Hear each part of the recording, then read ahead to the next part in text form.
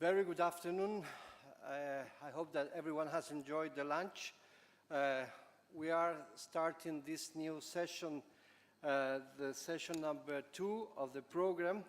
And this afternoon we have a very interesting session, and I hope that all of you enjoy this new activity that we have prepared for everyone. First of all, let me introduce myself. I am José Ramón Calvo. I am the president of the International Campus of Excellence, and also I am the advisor for the Barcelona Supercomputing Center, where you this morning have the luck to hear the Director General of the Supercomputing Center, and also president of the Institute of International Relations from the Royal European Academy of Doctors. And to start now, I would like to ask to come to the floor Ms. Rebecca Greffner. She is the Executive Director of the Moroccan American Commission for Education and Cultural Exchange, that she will, the person who introduced you, Dr. Carlos Umaña. Rebecca, please.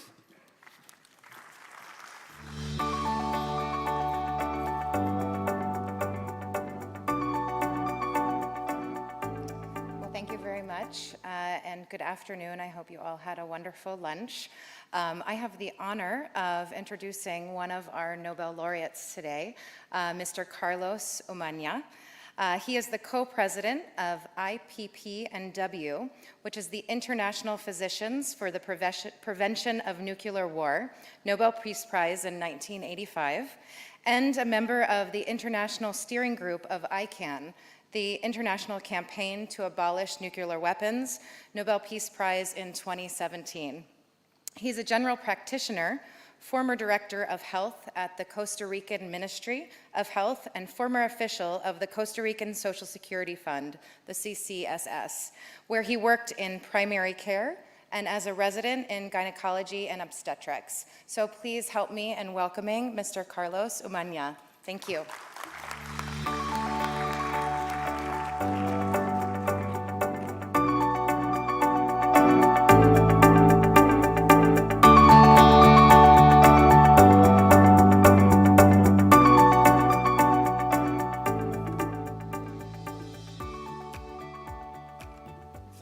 Thank you very much. Thank you, Rebecca, for that introduction. It is an honor to be here among such distinguished guests, and also an honor to be in Morocco. It's my first time in this country, actually, and I've been meaning to come for a long time. So this invitation is very special for me. So as Rebecca said, I'm from two countries, actually. I'm from Costa Rica and also from Spain. I'm based in Madrid. And I also come from two organizations, as Rebecca kindly said, from IPPNW, International Physicians for the Prevention of Nuclear War, and ICANN, the International Campaign to Abolish Nuclear Weapons. Now, let me tell you a little bit about each. IPPNW is a federation that mobilizes medical doctors, students, and concerned people in 60 countries that aims to work towards a more peaceful and secure world free from the threat of nuclear annihilation. It is the only international medical organization that is dedicated to the abolition of nuclear weapons. And this, in practical terms, means organizing forums, lectures, publishing papers, opinion articles, and meeting with government officials and participating in campaigning and doing scientific diplomacy.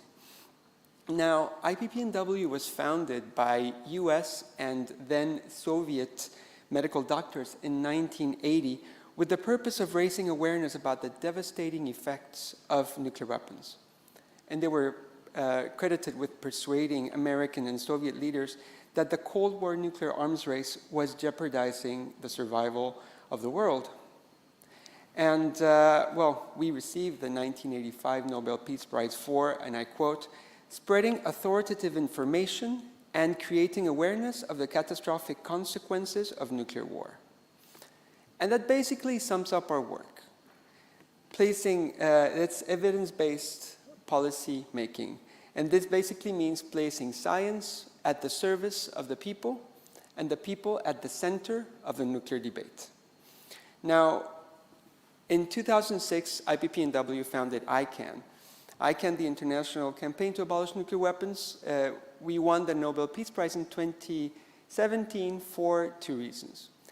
For raising awareness on the humanitarian impact of nuclear weapons, and also for our groundbreaking efforts in achieving a treaty-based prohibition of these weapons. And the treaty that I'm talking about is the TPNW, the Treaty on the Prohibition of Nuclear Weapons, which was negotiated in the UN in 2017. I'll talk to you a little bit about that. But first, as we're talking about evidence, I'm going to paint the picture right now of what nuclear weapons mean in the current context, which is very concerning. And we at IPPNW agree with the experts that say that the risk of a nuclear war is very high right now, and perhaps the highest in history. Now, let me break down what I mean by this.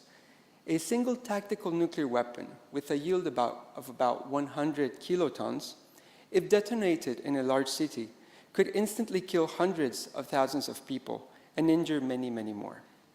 Due to its shockwave, heat, and radiation, a single nuclear detonation is capable of producing an unimaginable devastation. And when we're talking about the devastation, we're talking about the injured and those suffering from the radiation syndrome.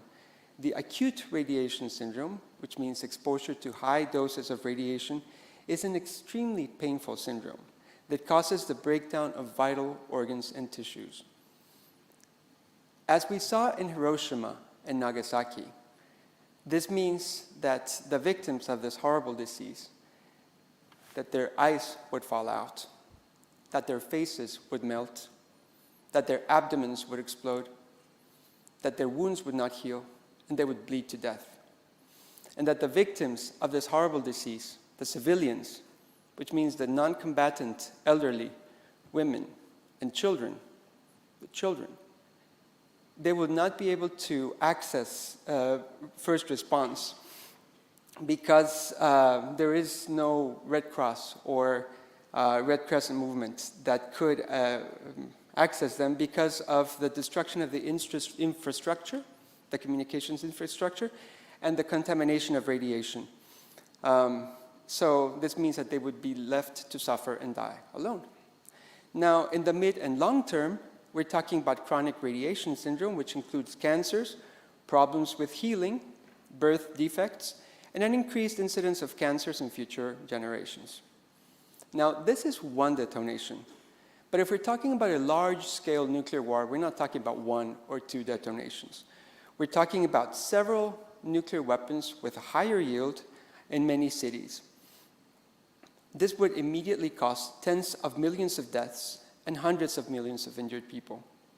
There would also be an enormous environmental devastation, not only because of the massive destruction and the large amounts of radiation that would be spread globally, but also because of the large amount of soot and debris that would rise to the stratosphere, cause a significant block of sunlight, which would lead to a swift and drastic drop in the global temperature, producing a nuclear winter that, depending on the yield of the exchange, could last for several years. Now, because not many food chains would be able to survive the drastic cooling and the prolonged lack of sunlight, this would be devastating for many ecosystems and many species.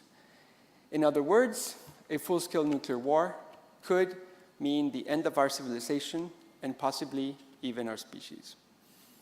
Now, what is the risk of this happening? Today, out of the current arsenal of 12,500 nuclear warheads in the world, there are some 2,000 nuclear warheads that are in a state of high alert. That is, they are ready to be detonated within minutes. And these high alert systems, which are increasingly dependent on automated systems, are vulnerable to cyber attacks, to technical and human error. And they have been triggered by false alarms, such as flocks of geese, solar flares, or storm clouds. Now, there have been many, many accidents with nuclear arsenals, and we publicly know of 6 occasions where the world has been on the brink of a full-scale nuclear war by accident.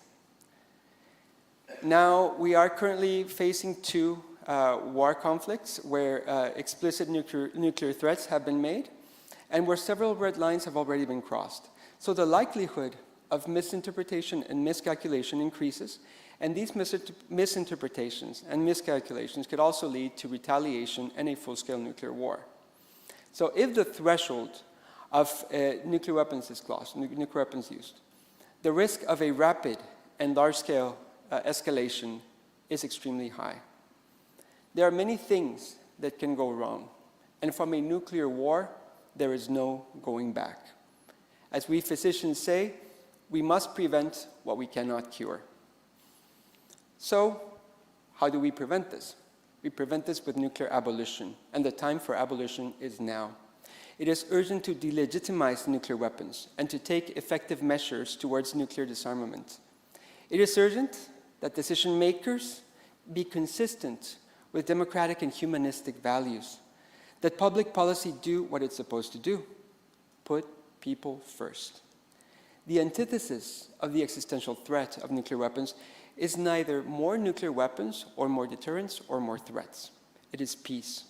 And peace is not achieved through threats or impositions, but by building bridges, coming to agreements, and creating opportunities for cooperation.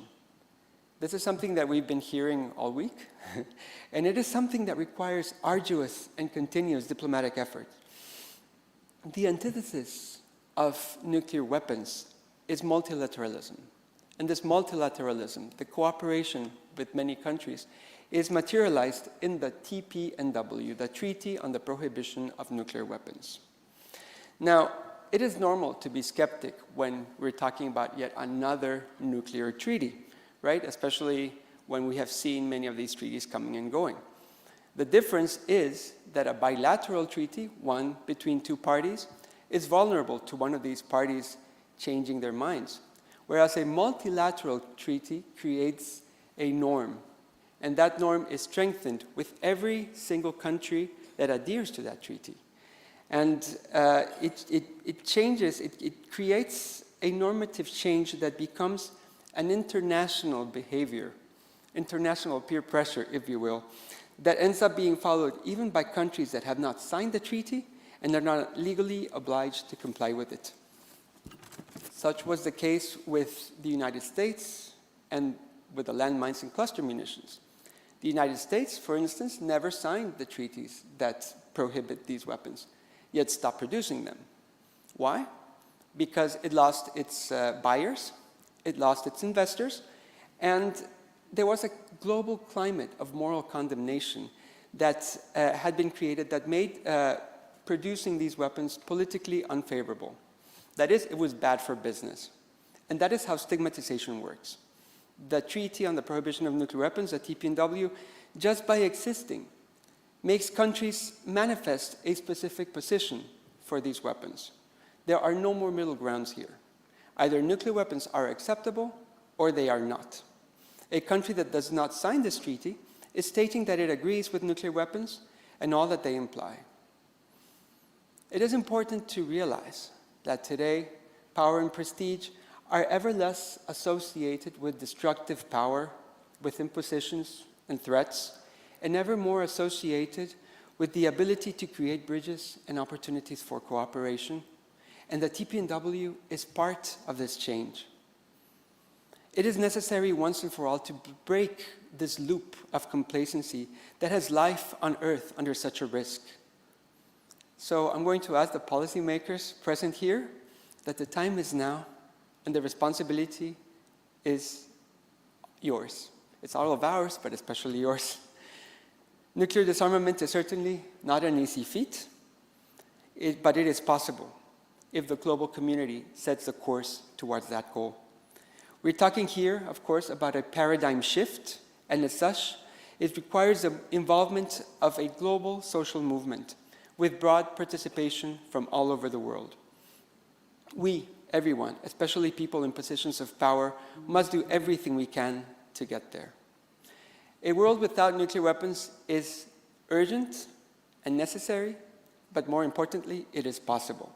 And together, we can build it. So, with our eyes set to the future, let's do everything we possibly can to protect life on the planet. Let's do our part and be part of the change.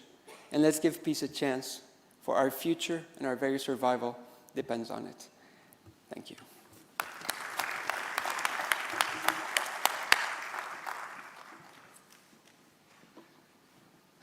Thank you very much, Dr. Umaña. Oh, you can see in this.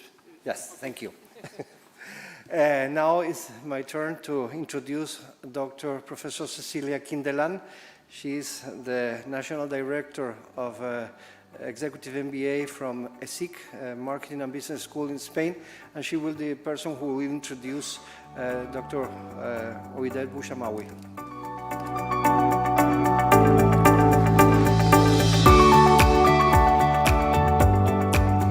Thank you. Good afternoon, everyone. So it's my privilege to introduce you to Ouidet Bouchamaoui. She was born in the southern Tunisian city of Gaives. Her professional background lies in the field of business, community engagement, training, and consultancy worldwide. In 2011, Ouidet made history by becoming the first woman to hold the position of president of the Tunisian Union of Industry, Commerce and Handicraft, the leading employers' organization representing the industrial, commercial, and artisanal sector in Tunisia. During her tenure, she sought to promote investment and engage in negotiation with Tunisian General Labour Union to find solutions to various labor-related issues and strikes. In addition to her business endeavors, Ouidet has consistently demonstrated a commitment to community work through the Hidi Bouchamaoui Foundation for the advancement of education and human resource development. Ouidet is also renowned for her significant contribution to the Tunisian National Dialogue Quartet, which was awarded the Nobel Peace Prize in 2015. As part of the quartet, she significantly and successfully contributed to facilitating democratic transition in Tunisia, which led to the holding of presidential and legislative elections and the approval of the 2014 constitution. Following this outstanding achievement, Ouidet assumed the role of a peace envoy, traveling around the world to explain the importance of dialogue and communication in time of crisis and export the experience of the Tunisian national dialogue to other parts of the planet. She has emphasized how dialogue and mediation generate new perception, reinvent solutions, and develop innovative approach. She has been invited to deliver speeches, lectures, and high-level training courses in the fields of arbitration, crisis management, communication, and leadership in diverse prestigious institutions. Ouidet believes that the role of Arab women in society and the economy is a fundamental pillar for driving positive change in the Middle East. Furthermore, women make a significant contribution to promoting sustainable economic growth in this region. In the context of her ongoing commitment to gender diversity and women empowerment, Ouidet works on developing government and private sector initiatives aimed at promoting gender diversity in the workforce and communities. This is to ensure that women become active and leading participants in sustainable development through innovative and effective strategies. Please welcome to Ouidet. Thank you.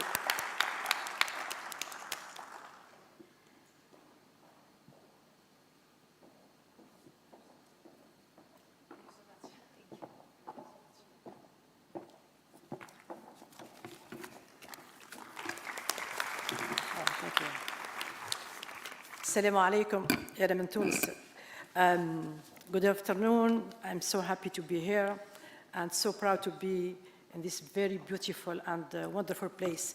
Really, I'm a little bit jealous because I like to come back to school. And I think I'm not alone. I guess all of you, you'd like to come back to school and just to study here in this very beautiful place. It's a very we're proud as, an African country from the Maghreb to have this nice infrastructure.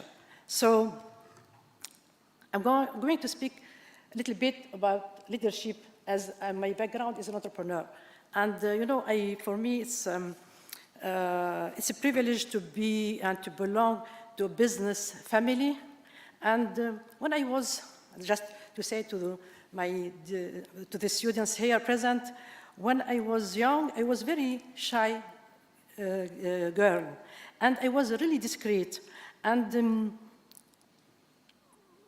I found myself in the spotlight.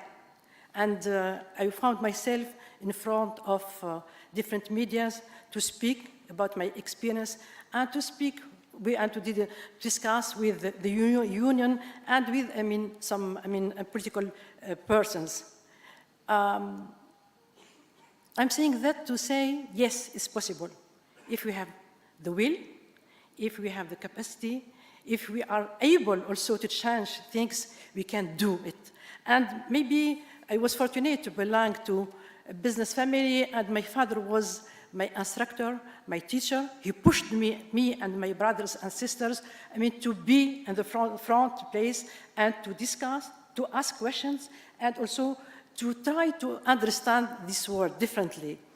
And he also encouraged me to enter the world of business, because we had always to speak about business, to discuss about business, and I found myself in this business without choosing it. But I started from the bottom, and I started step by step till I became, the general director of our group.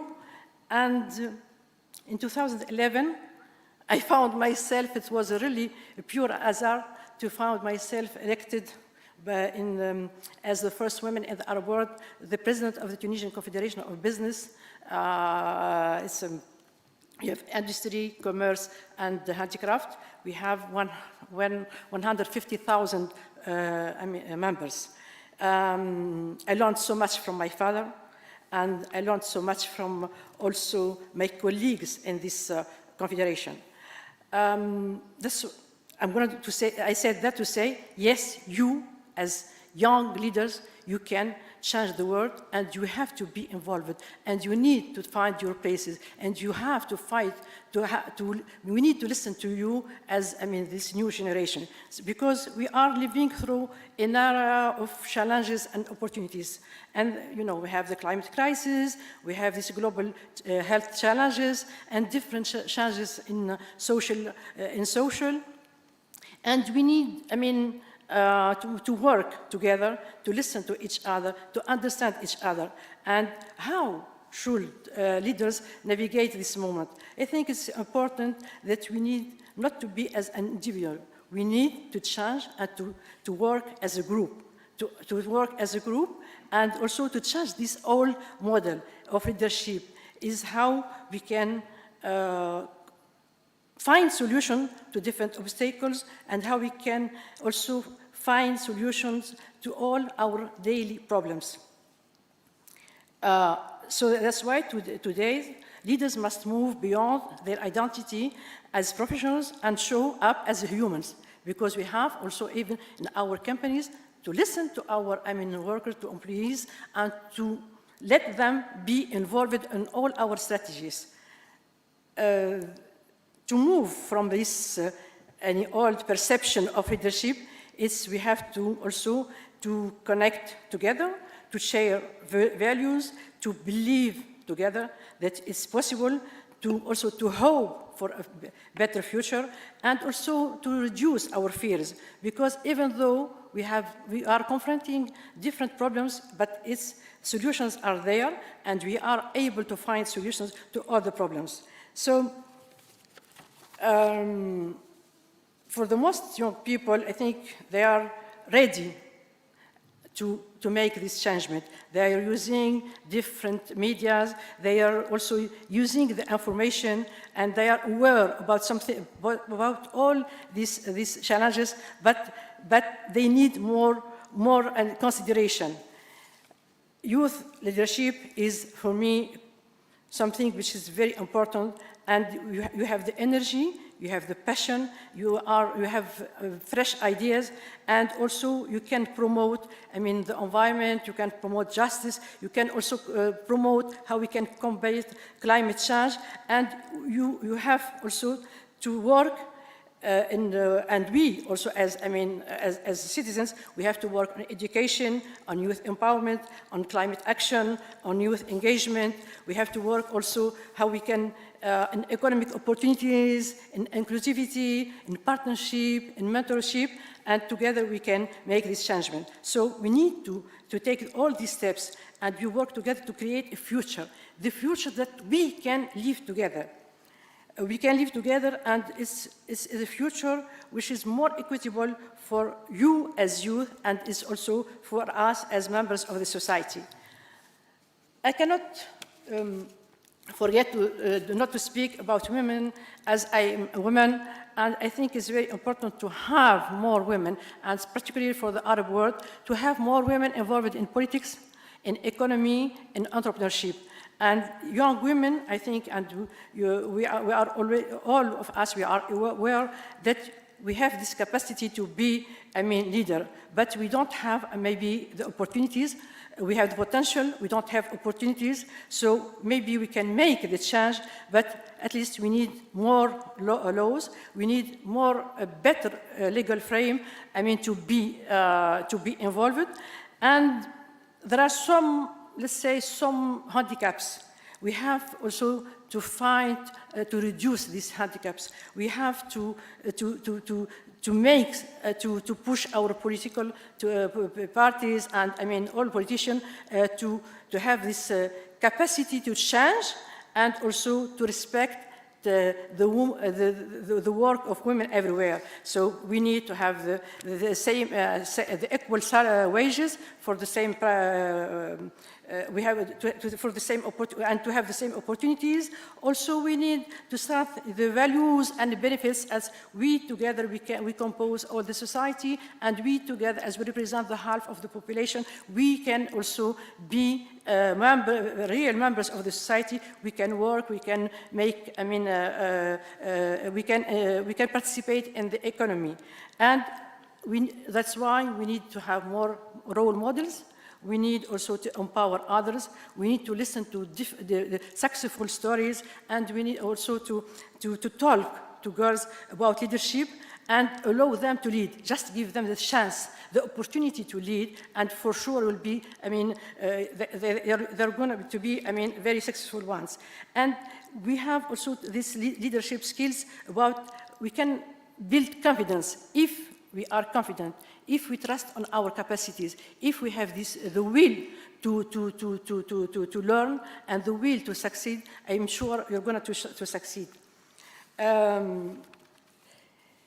So for us, I think it's, what is very also important is we have a kind of collective destiny, and if we like to live in peace, to live with dignity and with respect for each other, and to think about our future, to think about the new generation, we need to be together, and for sure we'll be able to face all challenges, and together we'll work for a better future for for us, and also for the new generation. I trust the role of a new generation, and for me it's very important that we have to change our mentality.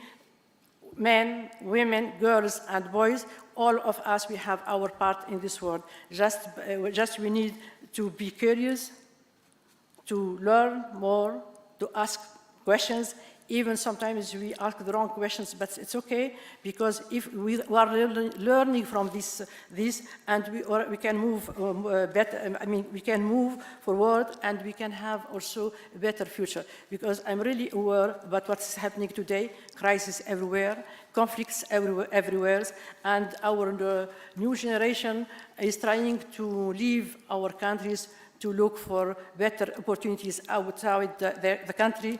Unfortunately, it's not always, they don't have always good opportunities.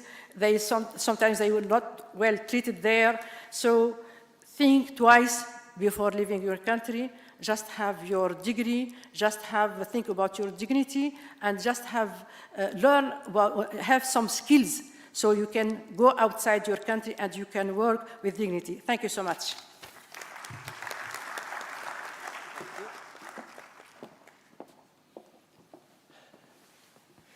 Okay, now it's my pleasure to introduce our last speaker of this panel, Sir Richard Roberts. Sir Richard Roberts was born in Derby, in England. He was awarded with a bachelor's degree from the University of Sheffield in 1965, and he remained at the university for a postgraduate work and earned a PhD degree in organic chemistry in 1968. In 1972, he became a senior staff investigator at the Cold Spring Harbor Laboratory in southeastern New York, and in 1987, he became assistant director of the laboratory. He left the laboratory in 1992 to become a research director of research of New England Biolab, where he still.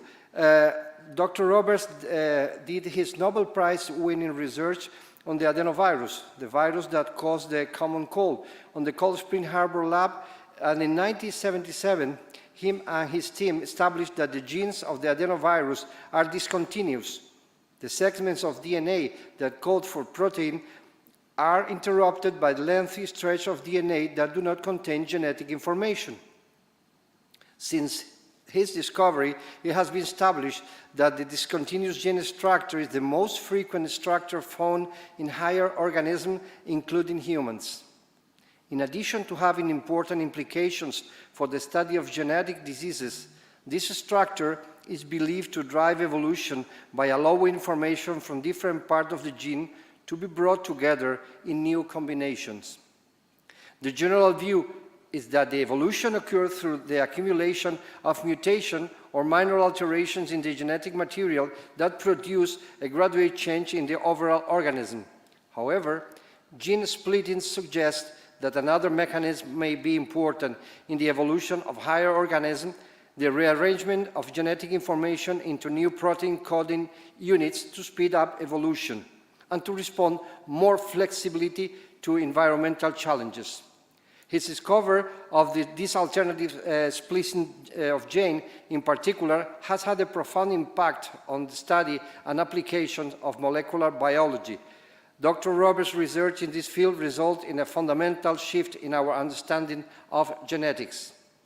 Dr. Roberts has received multiple awards, including several honorary awards or doctorates from different schools of medicine and universities, and also awards from the American Academy of Achievement, awarded by the Lomonosov Gold Medal of the Russian Academy of Science, etc., etc. He's an honorary member of the Royal European Academy of Doctors, and he received a Nobel Prize for the discovering of these spliced genes. He was knighted in 2008 with the title of Sir by the Queen Elizabeth II, and he is also member of the advisory board of the Patient Innovation, a non-for-profit international multilingual free venue for patients and caregivers in any disease to share their innovations. In 2016, Dr. Richard Roberts and another Nobel laureates composed and signed a Nobel laureate letter supporting precision agriculture, the GMOs, addressed to the leaders of Greenpeace, the United Nations, and global governments. And Sir Richard Roberts has advocated for genetically modified organisms in general and golden rice in particular to advance health in developing countries, nothing the high safety record of GM foods. Then it's my real pleasure to welcome my very dear friend, Dr. Richard John Roberts.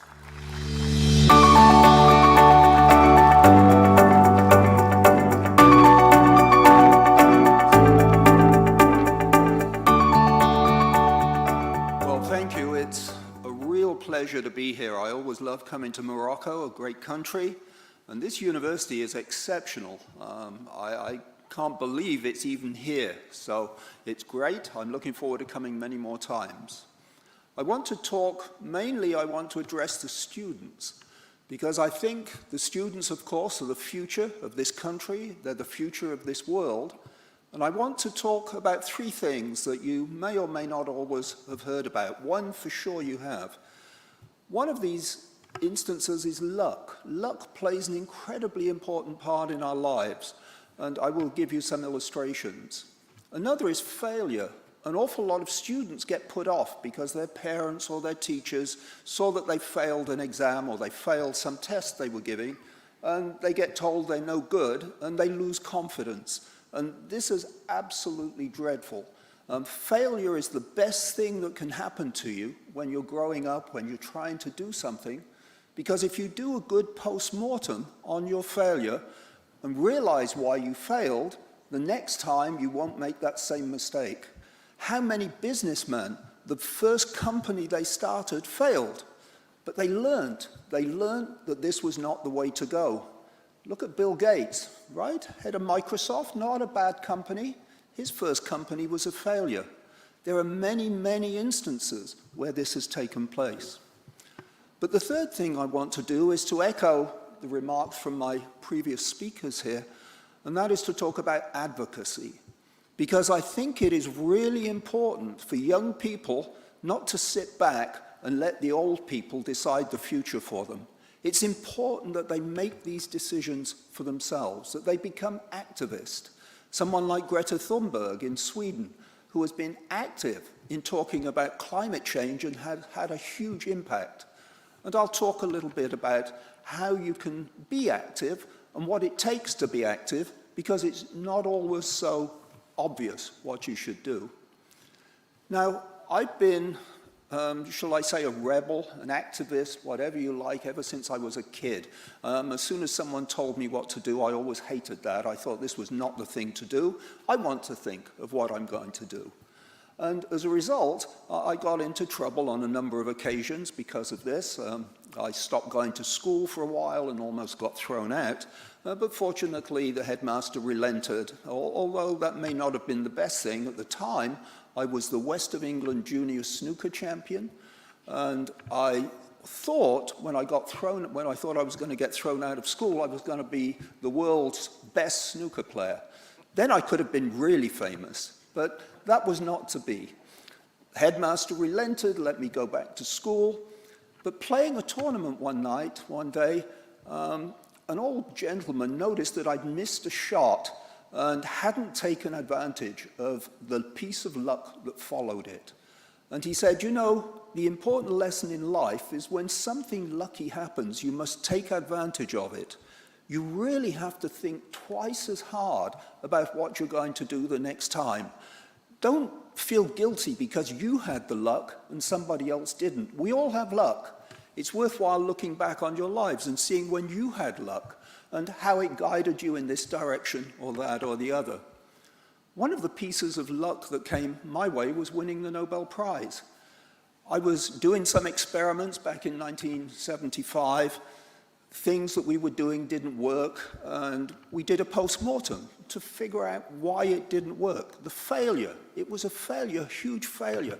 Great experiment. I was absolutely thrilled at the thought of this experiment. It was going to be wonderful, but it didn't work. And we spent a lot of time trying to figure out what, and we did the post-mortem, and we discovered that it didn't work because our basic understanding of nature at the time was incorrect. We were wrong.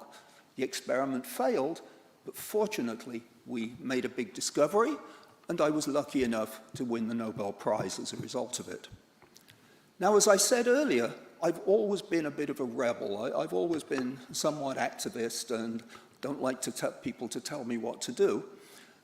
And prior to winning the Nobel Prize, I'd made a number of public comments about this. I talked to people. But I discovered no one really followed through and no one really listened to anything I had to say. But after I won the Nobel Prize, all of a sudden people started to listen. I was talking to some journalists while I was in Stockholm. Not only did they listen, they actually wrote about this stuff that I was saying. I couldn't believe it. It was great. And so I discovered that once a piece of luck like that comes your way, there are things you can do with that luck that can be very important. And I started by running a campaign for open access for the scientific literature. And the first thing I did was not to just write about it myself and talk about it, but I went to find some other laureates who felt the same way. And I realized that as soon as there were, I think we got 40 laureates, all signed on to a letter that we sent to Nature, encouraging all publishers to make the literature, the scientific literature, open access. And that was not successful at the time. In fact, I would say it was a failure at the time when we first did it. But if you look now, some 25 years later, there is a movement worldwide to make sure that the literature is open access. And so we had an effect. It just took a long time. I discovered that there were other things I could do, other campaigns that I could run, and I'd been signing Nobel laureates on for the longest time. We've run a lot of campaigns. One of the most successful, and this really was successful in ways that I had not fully appreciated until afterwards. We heard that there were some nurses, 5 Bulgarian nurses and a Palestinian student, who had been condemned to death in Libya for deliberately spreading the HIV virus in the Benghazi hospital. And when I first heard about it, and I heard they'd been put on trial and so on, it was ridiculous. There was just no good evidence in support of this. But things went on, I didn't do any, and then I heard that they'd been committed and they were going to be killed. And so I decided that I would do something. And I went and talked to other laureates. We got 125 to sign on to a letter to President Gaddafi telling him that this was wrong, that he really shouldn't do this. And I also talked to the Foreign Office in London. They talked to the Foreign Office in Egypt, because those were the only 2 countries that had reasonable relations with Libya at the time. I went down and talked to the Libyan ambassador to the UN and gave a letter and said, would you deliver this to Muammar Gaddafi? 2 weeks later, I got a phone call. Gaddafi's son called and asked if I would go to Libya and talk to him about this matter. So I got on a plane, I got over there, stayed at the British Embassy. They were terrific. They were very, very helpful. Went and met with Gaddafi, the son, Saif al-Islam. And after an hour's conversation, he said, you know, we're going to let them go. And so they got off death row. They were freed. And I thought, well, you know, this is amazing. This is what you can do. But it wasn't just me. It was the fact that I was able to mobilize other people. I was able to mobilize the other laureates. I was able to get the Foreign Office involved. Other European politicians ended up getting involved. And so if you want to be an activist, you can't do it all yourself. You need other people, and I'm sure my 2 colleagues here will tell you the same thing. You need help. And I happened to be in good shape, lucky. I got a Nobel Prize, and so people tended to listen. But Greta Thunberg doesn't have a Nobel Prize, and yet she managed to get people to listen. And she also realized you needed more than just yourself. You needed to get help. And the last thing I really want to talk to you about is the GMO issue that Jose Ramon mentioned. You know, we live in a world where agriculture and agricultural practices have been improved in the West because there's money to be made in agriculture, to a point where most of the plants that are being grown as crops are high yield, they're nutritious, they're really good.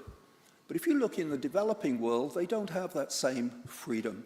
What's happened in the developing world is the agricultural companies that were busy breeding all the plants in the West couldn't make money, and so they didn't do anything. And so most of the crops that the smallholder farmers use, they're just things that were growing the way they used to grow 1,000 years ago. They've not had the same improvements.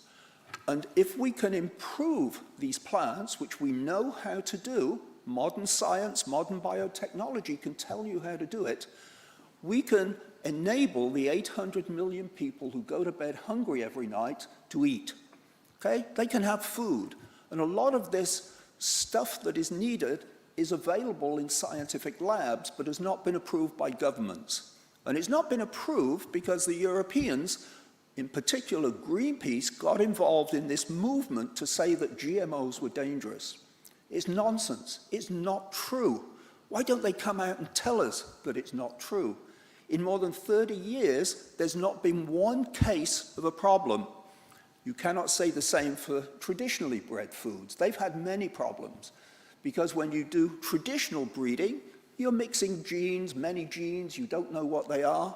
With GMOs, it's precise. You're taking a gene that you know where it goes, and you can improve the plants. And I think it's high time that the Europeans got off this high horse about being anti-GMO and realizing that they're killing people in the developing world as a result of their attitudes. Almost all the agricultural ministers in Africa want GMOs, but the trade ministers won't give it.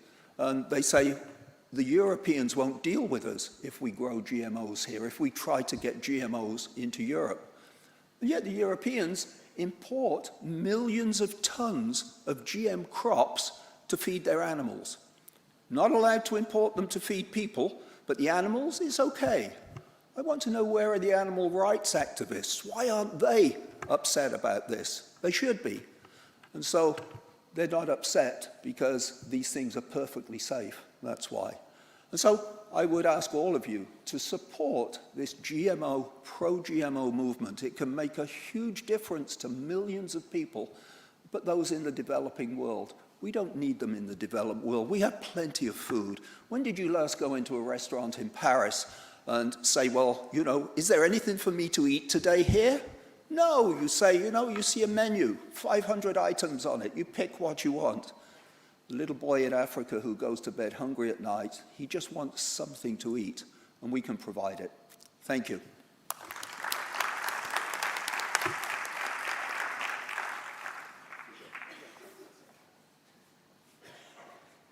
Okay, thank you very much, our three speakers.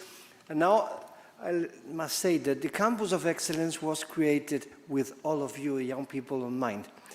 And I think that it's now the time that you have the word and you have the opportunity for minutes. We have, I think, 15 minutes or something like that to make some questions to our three guests here. You have the opportunity to address directly to them. And then the floor is yours now. And then I hope that someone will have microphones or something like that. Yes, there are someone who can help us with microphones. No one is answer. Yes, there is a lady. Okay. Okay, there we have someone with, perfect, thank you very much. Then, first person to break the fire. Questions? Oh, where? Okay, there. No, there. No, not for me, for him.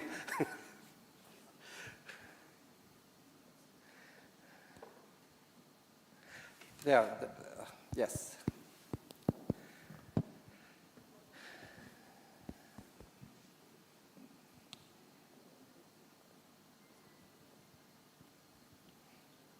Hello everyone, and thank you very much for the organizers of this event and for the speakers that were giving us their ideas and sharing with us their reflections.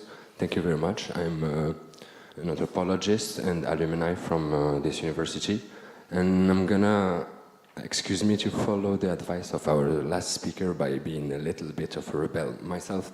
And my question was, I followed your speech very well, and I was surprised by your last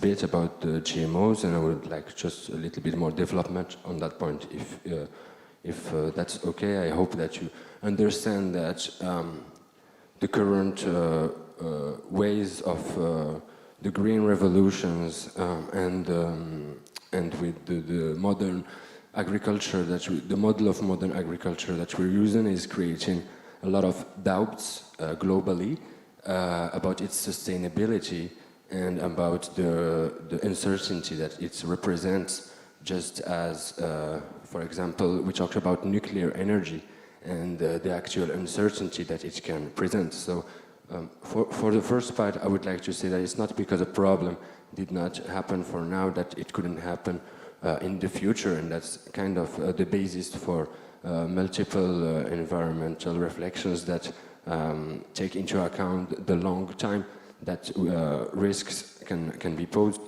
But I would like just to specifically point to a certain case, and what do you think about a specific kind of GMOs, which is the F1 or hybrid GMOs, that create, the point of these GMOs is to create plants that cannot be fertilized by themselves. So once you buy the seeds, as an agriculture, you have to buy the seeds every year, so you're dependent on buying the seeds from these international markets. And these paradigms in the GMO create uniformization of the strains and the seeds that are globally in presence, and the diversity of the strains and seeds that local agricultures can actually develop from local and autochthon seeds are getting poorer and poorer. So what do you think about this uncertainty, and do you understand actually the doubts that these agricultural technologies, and GMO is not the only one, there is the use of mechanic and tractors, the use of chemicals and pesticides and many different methods of modern agriculture that are really intertwined in a modern way of doing agriculture? And do you understand at least that these methods can pose uncertainty and doubts and raise questions from the communities and for the scientific community as well? Thank you. Okay, is this work? Yes, it is working, good. I think a lot of those questions I cannot answer within 15 minutes, even within 20 minutes, so perhaps you and I, during the course of this conference, can have a more detailed discussion about it.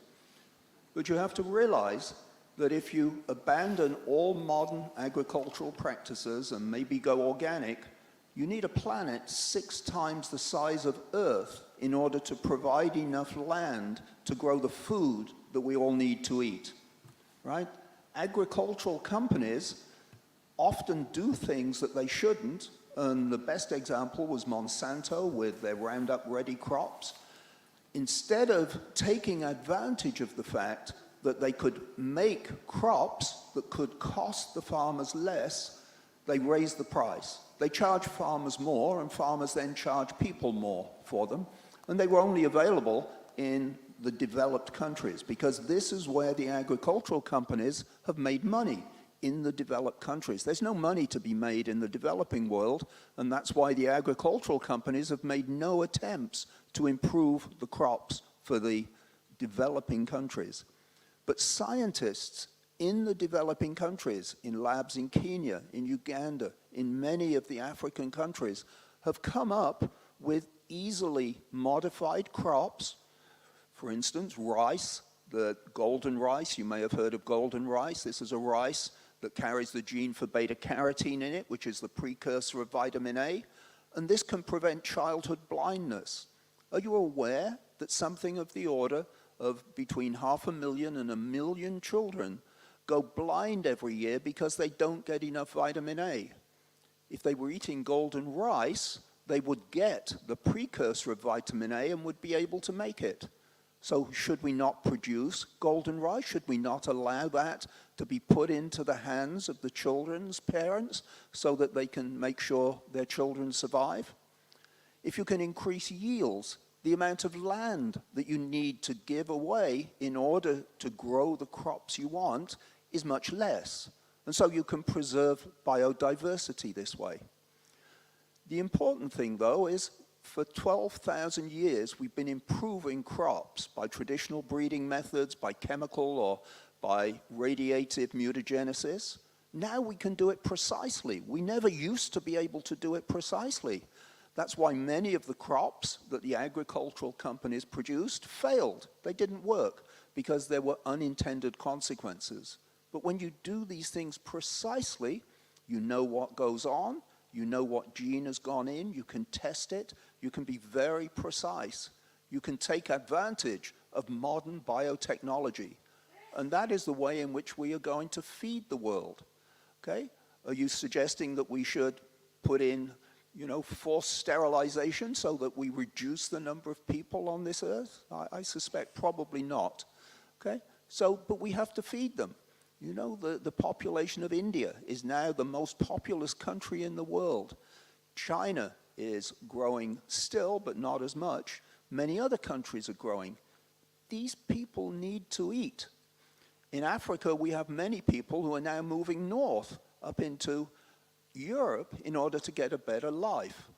When they can't eat, when they don't have enough food, where do you think they're going to go looking for food? They're going to be emigrating into Europe. If Europe thinks it's got an emigration problem now, they're going to have a massive one when the supplies of food start to run out. So why should we not take full advantage of what biotechnology and science can offer to make sure that we can feed everybody? But I say, I'll be glad to talk about some of these specific points in person afterwards. It'll give me pleasure to do so. I always like to talk to people who have what I consider the wrong idea about this. Okay, there another question there, please. Yes.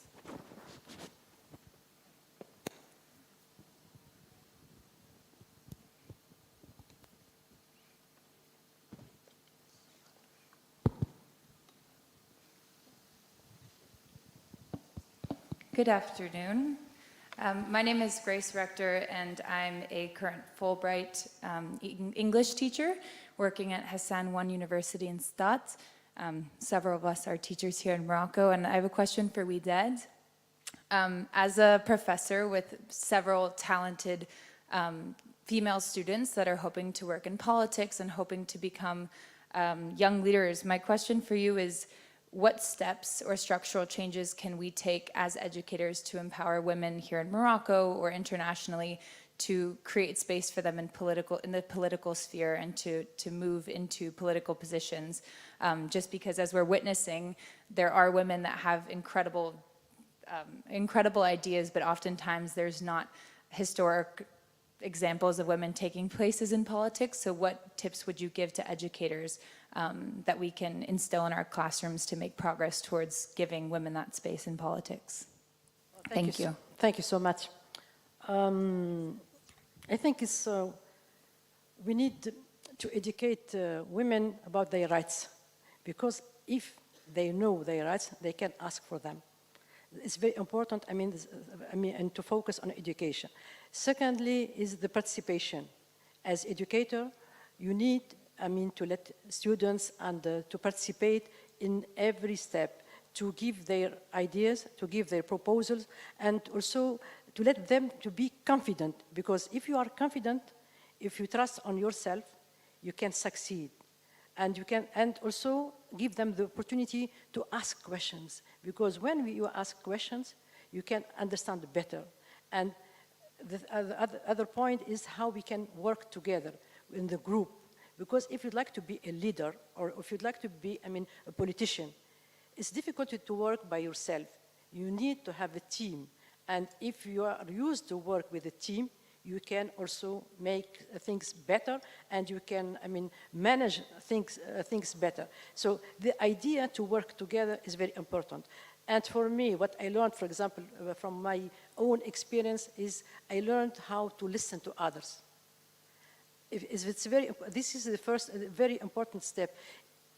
If we know how to listen to others, we can understand them better, and without having some stereotypes or some fixed ideas. So let's say, be confident, be curious, be open-minded, don't have any fixed ideas, and also participate and be curious, because when we are curious, we're going to ask about everything.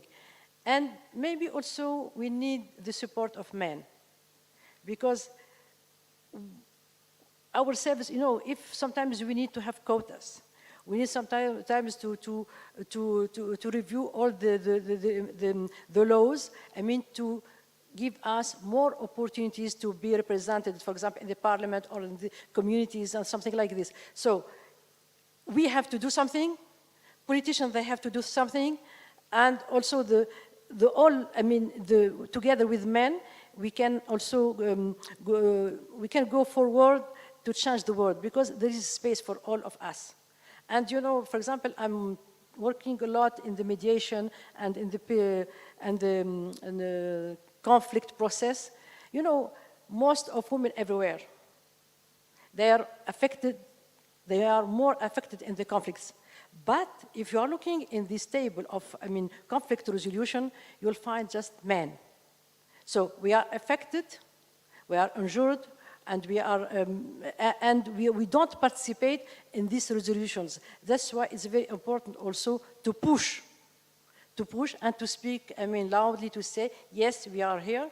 We need to be there with you. We need to participate, and we have many things to say. And also we are we have this, let's say, we want to learn how to have this strong personality, because, leadership, we learn leadership. We learn how to be leader on the ground by making faults, and we can rise up easily. Thank you very much. Yes, another question there. Okay, thank you very much for all our speakers for these exciting talks. So my question is to Professor Richard. I find actually your stance in the NGOs is rather interesting, but I want to know if your perspective is the same in the clinical application of gene editing. Because as someone who works on cell engineering as a therapeutic approach, do you think that we have to ease in the regulation in the application of gene editing for therapy the same as we did for the agriculture, or we still have a long way to go before doing that? Thank you.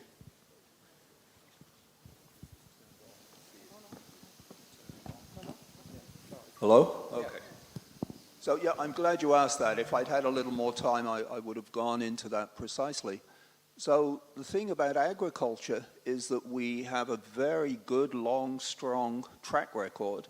If you make a mistake, you can get and find out about it before ever it gets out into the market. So, if you make a plant and it doesn't work quite as well as you thought it did, you can find out about that early. But if you start to think about editing animals, and in particular humans, which a lot of people are very concerned about, then you have to be much more careful. But there are clearly ways in which genetic engineering, gene editing, can be very helpful medically. And in fact, in the UK, a treatment for sickle cell disease has just come and been approved by the medical authorities. You have to do a great deal of work. Now, that was interesting because it doesn't involve the germline. Rather, what involves are circulating blood cells, and there they renew. You don't have to worry about the problems of hereditary, of transmitting something you don't want. The only thing that was done so far that was really dangerous was the experiment that was done in China by this gentleman who tried to take out the gene so that the two little girls would not have a problem with HIV. First of all, it was not necessary to do it. His motivation for doing it was because he thought he'd be the first and get a Nobel Prize for it, and all he did was end up 3 years in jail. But the good side of that was it sent a very strong message to the medical community, to the biotechnological community, that a great deal more care is needed than has been done in many other cases. And so eventually, I'm sure we will be able to fix genetic diseases. Whether the CRISPR route is going to be the way to go or not, we don't know. There may well be much better ways of editing information, but I am sure that in time we will learn how to do it, we'll learn how to do it safely, and we will be able to solve many genetic diseases as a result of doing this. But at the moment, caution is really the key word. Everybody is being very cautious about this because of the obvious dangers. We have time for 2 questions more. One is there.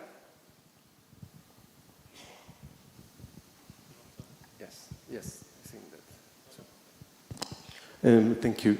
In fact, I just would like to add something about what you just said. First, I would like to make some promotion. We have the Science Week, which will take place from 12 to 18 of next February on the transitions.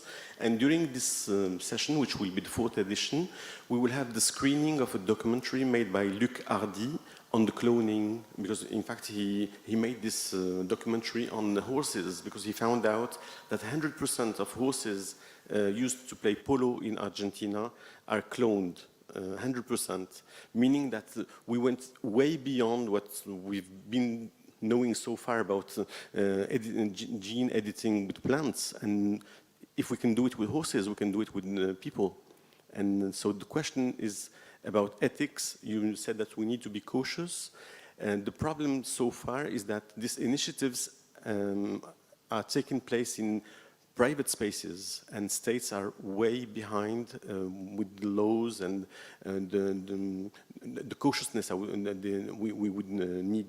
So what would be your advice for this? I'm sorry, I seem to be hogging the questions here. So things are much worse than you paint them. Okay? So cloning of horses and artificial insemination of horses and animals, you know, on the one hand, it's not always the best thing to do. On the other hand, it's not yet led to any major problems that have come up.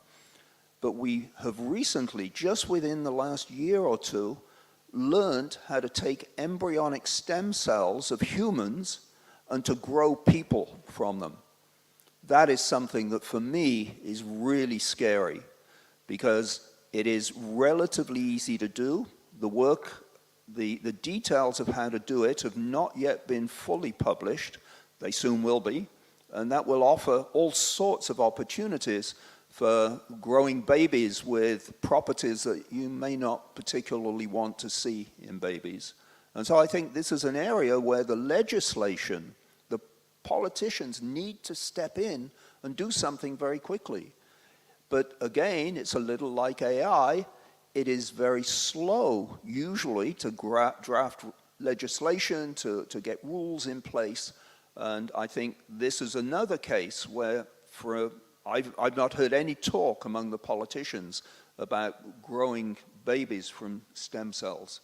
That is something for me that I find very, very worrisome, and something that people need to know about and make sure that it gets stopped at this stage.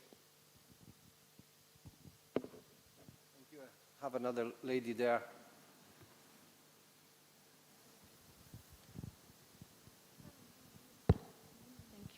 Thank you. My name is Ishraq. I'm PhD student in management and economics. I would like to address my question to Professor Widad. What are the difficulties or the challenges you faced as an Arab African woman in your research journey, and how you did handle them? To be frank with you, I didn't find any difficulties. You know, I'm from Tunisia. We have a very revolutionary status code for women. So I got the chance to go to school, mixed school. So, and I had, my father was very open-minded father, so I didn't find any difficulties. Even as a president of the Tunisian Confederation of Business, I was the only woman. And men, they elected me as their president. So maybe it's kind of confidence, maybe they trusted me, maybe because my leadership. So really I didn't find, because I'm very curious, and I learned to ask different questions. I behaved like a person with some characteristics, not as a woman, because you know, for me, when I'm at work, I have to forget my feelings. I have to forget everything. You know, it's difficult for a mother to leave her children, to go to school, to go to the office from, for example, 8 morning till 6, and to work on weekends. But it was for me, it's a kind of a duty, because I had to work, and I had to work hard as my brothers, because, you know, if you'd like to be like them, you have to work like them. And for me, I don't like to be treated differently because I'm woman. No, I have all these capacities and I have all these skills and knowledges. Really, I didn't face any, even with our relationship with the union, it was my suggestion, my proposal to have a different and kind of social dialogue with the union, and they appreciate so much because they respected me as, leader. Thank you. Last question there, the lady.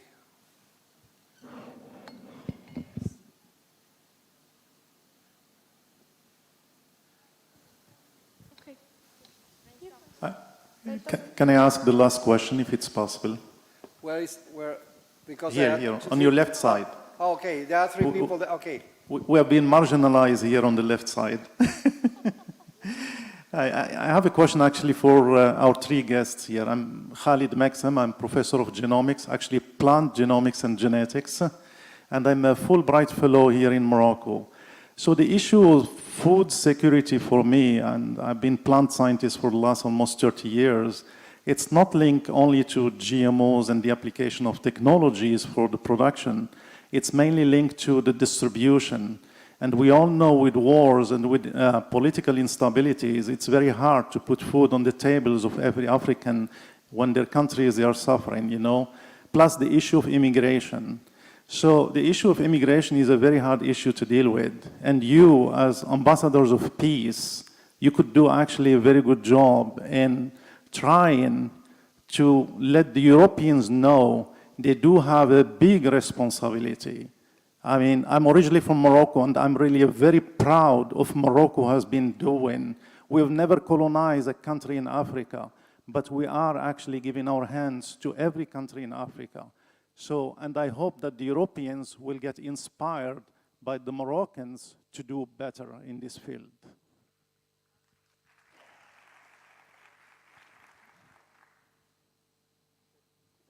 Someone would like to make some comment?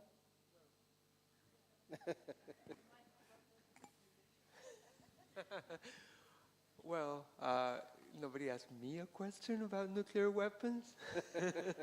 I have one for I you. guess I was very, very clear. I'm going to take that as that. Well, when we talk about security, and especially food security, it is important to notice what actually means security, right? Where are we actually spending our resources? And that's something we found out in the pandemic. We realized that security is not in spending billions of dollars in weapons. For instance, in nuclear weapons, governments are spending $83 billion a year. That did not help stop the pandemic. It did not help the people. Where does security lie? It lies in healthcare. It lies in education. So it is definitely a priority. We need to prioritize, again, put people in the center, put people first. So when it comes to security in general, that is what we need to do. We need to prioritize our policies, and we need to think about what the evidence tells us about what is the most important thing for the people. And it is definitely not more militarism, and it's definitely not more warmongering. The last question, and we don't have time for any more because we need to have a very short break now, is for Carlos about nuclear weapons, because I think that this is a real problem in our world now. And we have a situation, we have two wars and with the countries that have nuclear power. And what do you think that will be the future of the human being with this menace or the threat in front of us? And someone talks sometimes that it could be a possibility to use this dirty bomb, nuclear bomb, etc. What do you think about? So what give us an advice for the future and hope, because we are in a very complicated situation now. Well, we are in a very complicated situation. As I said before, the risk of a full-scale nuclear war is actually quite high. And in the words of Robert McNamara, who was the Secretary of State in 1962 when the Cuban Missile Crisis happened, it was luck that prevented nuclear war. Luck.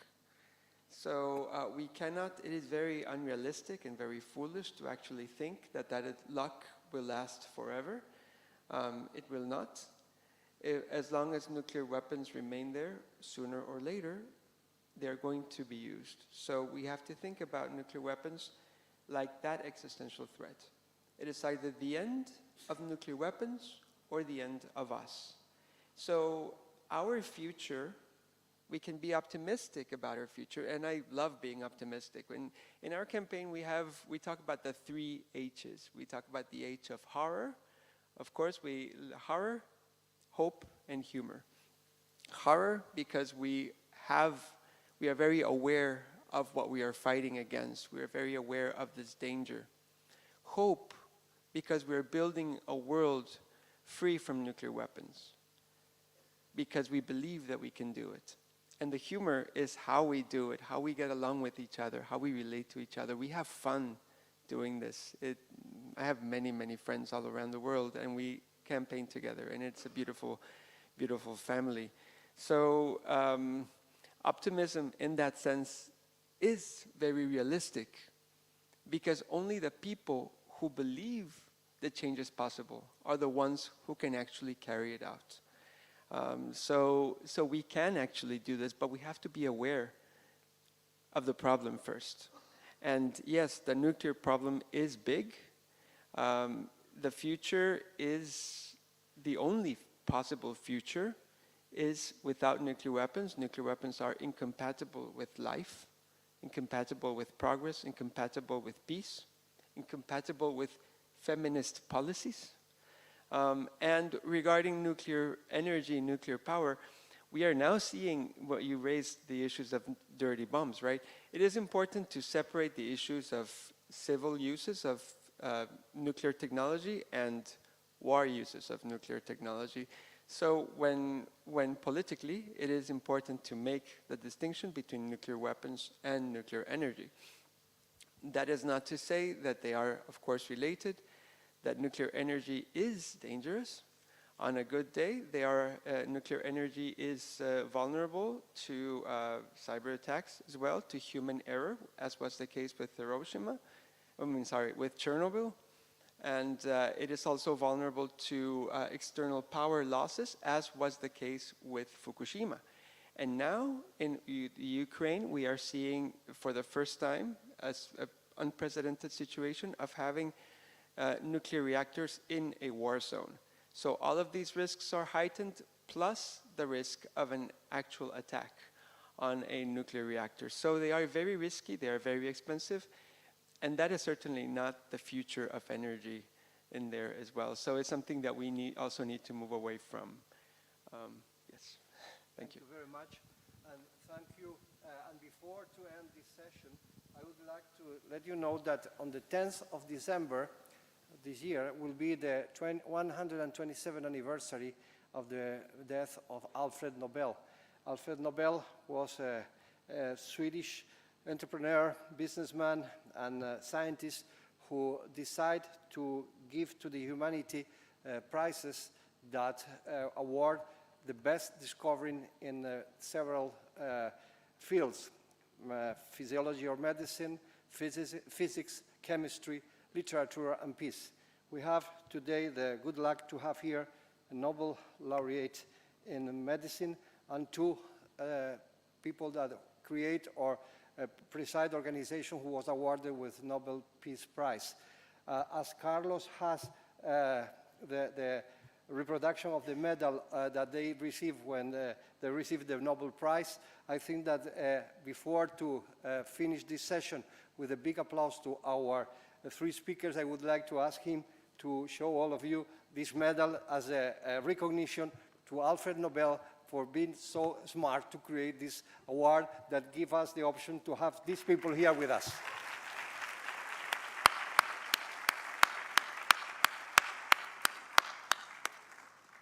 Now we have 15 minutes of break, to the coffee break, to then come back to the last session of the day. But only 15 minutes, please, because if not, we will get longer than necessary. Enjoy.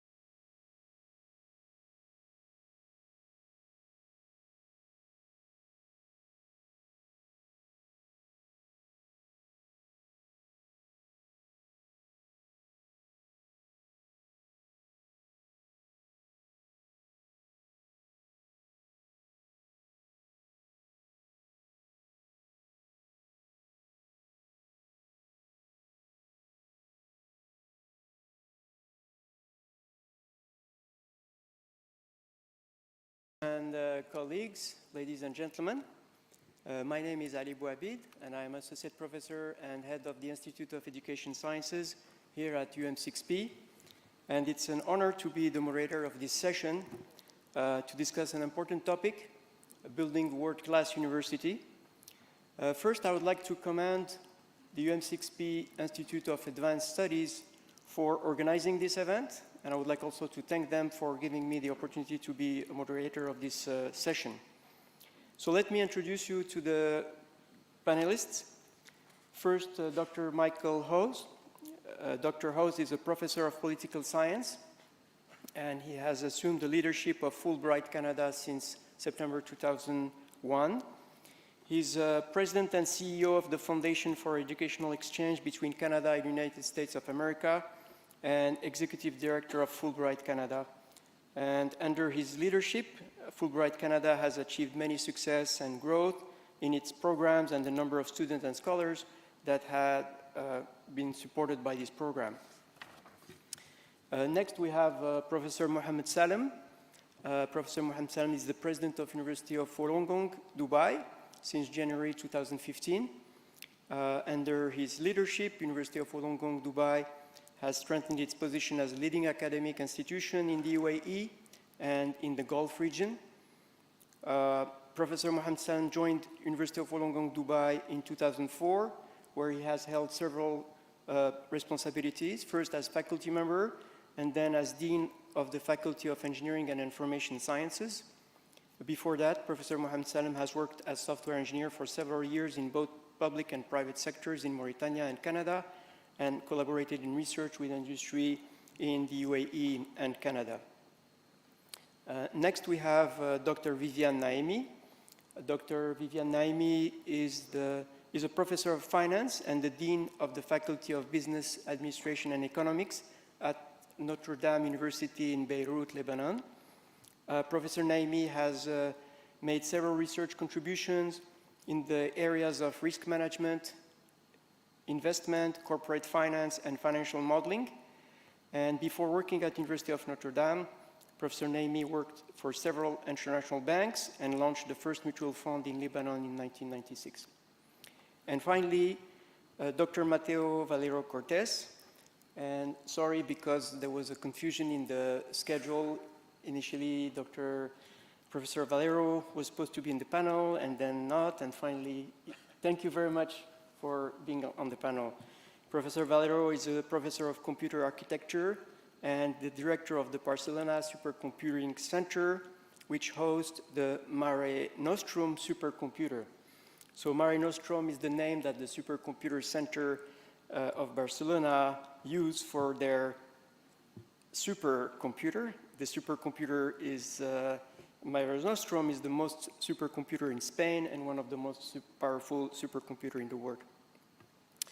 Professor Valero has received numerous awards for his great leadership in building a world-class computer architecture research center and for his important contribution in the areas of vector computing, multi-threading, and instruction-level parallelism. So the topic of the session is building a world-class university. Obviously, building a world-class university is the dream of any higher education organization, and it requires long-term commitment in ongoing dedication, adaptability, and collaboration. It also requires to involve all stakeholders and to create a culture of excellence and continuous improvement. Today, the world top universities have an important role to play. Indeed, they have an important role to play in helping governments and corporations address the many challenges we are facing as a global community. And I think most of these challenges have been mentioned in the previous sessions, such as climate change, energy transition, and the rapid development of AI. Furthermore, the world population is growing fast, especially in Africa, where the total population is expected to reach around 2 billion people in 2050, and around 4 billion people by the end of the century. So this will also require higher education organizations to provide affordable and top-class education to the youth in Africa to help address the many challenges of its development. So I will turn now to our panelists for a great discussion on this topic. And we propose to have each one of our panelists to share with us their vision on building a world-class university for about 10 minutes, and then we will open the floor to questions. Thank you. So we can start with Professor Michael House. Thank you. Thank you.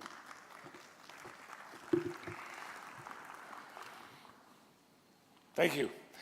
So when I was asked to do this panel, I was asked to talk about the American experience, and I'm going to modify that to be the North American experience. But I started by making a list of the requirements for a world-class university. That took me about 3 minutes. I think we all actually know what they are: a culture of curiosity, internationalization, and innovation, a clear strategic plan with respect to hiring faculty and attracting students, a commitment to interdisciplinary environment, and a highly entrepreneurship-based environment. In fact, the elements of a world-class university are relatively straightforward. The problem is achieving them, and more specifically, the problem is understanding where we're going and why we want to get there. And in my case, I was asked specifically to talk about North America, so I did a lot of work on the history of research universities. And as we all know, the majority of top-tier research universities in the world have traditionally, over the last 50 to 100 years, been in America. And they've been in America and they've succeeded largely because of public funding. Through the Morrill Act, which was a land-grant act, which provided money for states to invest in research universities, the United States was able to take those institutions, couple them with federal public funds, invest in basic research, and really grow the capacity of research universities. Prior to that, the universities in the United States were largely about the moral education, the civic education, the social education, or what I like to tell students when I used to teach undergraduate classes in the first year, it's about teaching you to grow up, to live alone, to be part of a community, to understand what it means to contribute to society. And that part hasn't gone away, and I hope it never goes away. But what happened in the United States, and what's happening even more so now, is a commitment to using the university to develop highly innovative, highly effective research and innovation and products. Bottom line is, in the United States, only 164 of the 4,900 and some odd universities are what are called Carnegie Endowment top tier or tier 1 research universities, which is to say those universities which graduate an intensive tier 1 research university graduates a minimum of 50 PhDs a year in at least 15 different subjects. Where they really succeeded was using federal public funds to do what is called basic research. Research that's about long-term innovation, about larger goals. The internet was funded almost entirely by DARPA, a US federal government agency. The telescope, that whole industry was funded largely by public funds. In fact, what happened is that the United States, after the Second World War, shifted their focus from liberal education, from humanistic education, to a real focus on innovation and research. And they succeeded in a way that was, quite frankly, both dynamic and effective.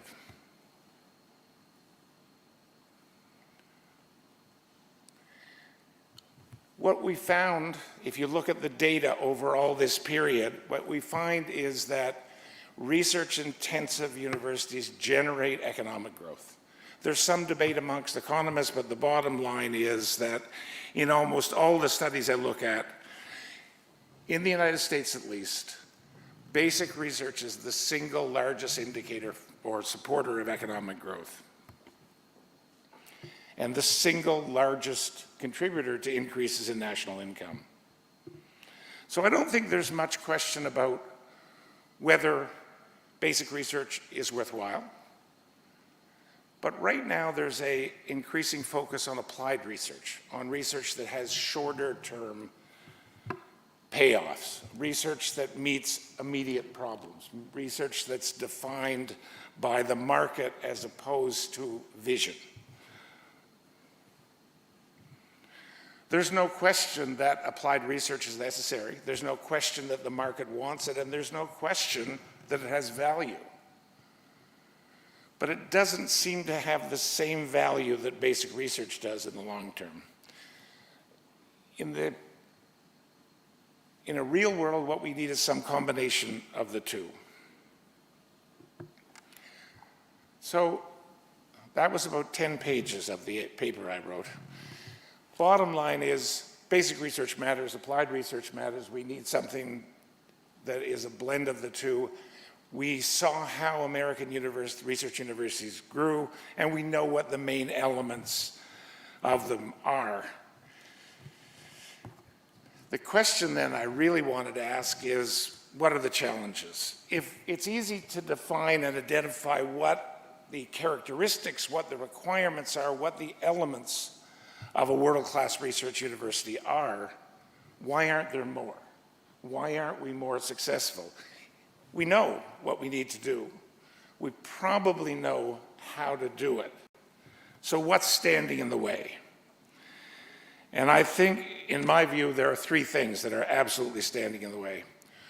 One is what a guy named Ron Daniels, a fellow Canadian, former board member of mine, president of Johns Hopkins University, calls truth decay.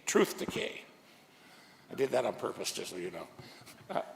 I just call it the reality that we live in a post-truth environment, and that there's a dramatic increase in the willingness and the expectations and the legitimacy that people have for expert institutions. The truth of the matter is, whether it's from politicians who have their own convenient truths, or better still, their inconvenience truths, or whether it's populations that are increasingly unhappy with outcomes, so they want to believe their own truths, or whether it's because the truth doesn't always generate the outcomes that people want to hear or see. But the bottom line is, there has been a significant decline in expectations with respect to facts. There's been a significant decline in the legitimacy of expert institutions. There's been a growth in media options, whether it's through the internet or different media outlets, where you get this political polarization that seeps its way into other institutions in the marketplace and everywhere else.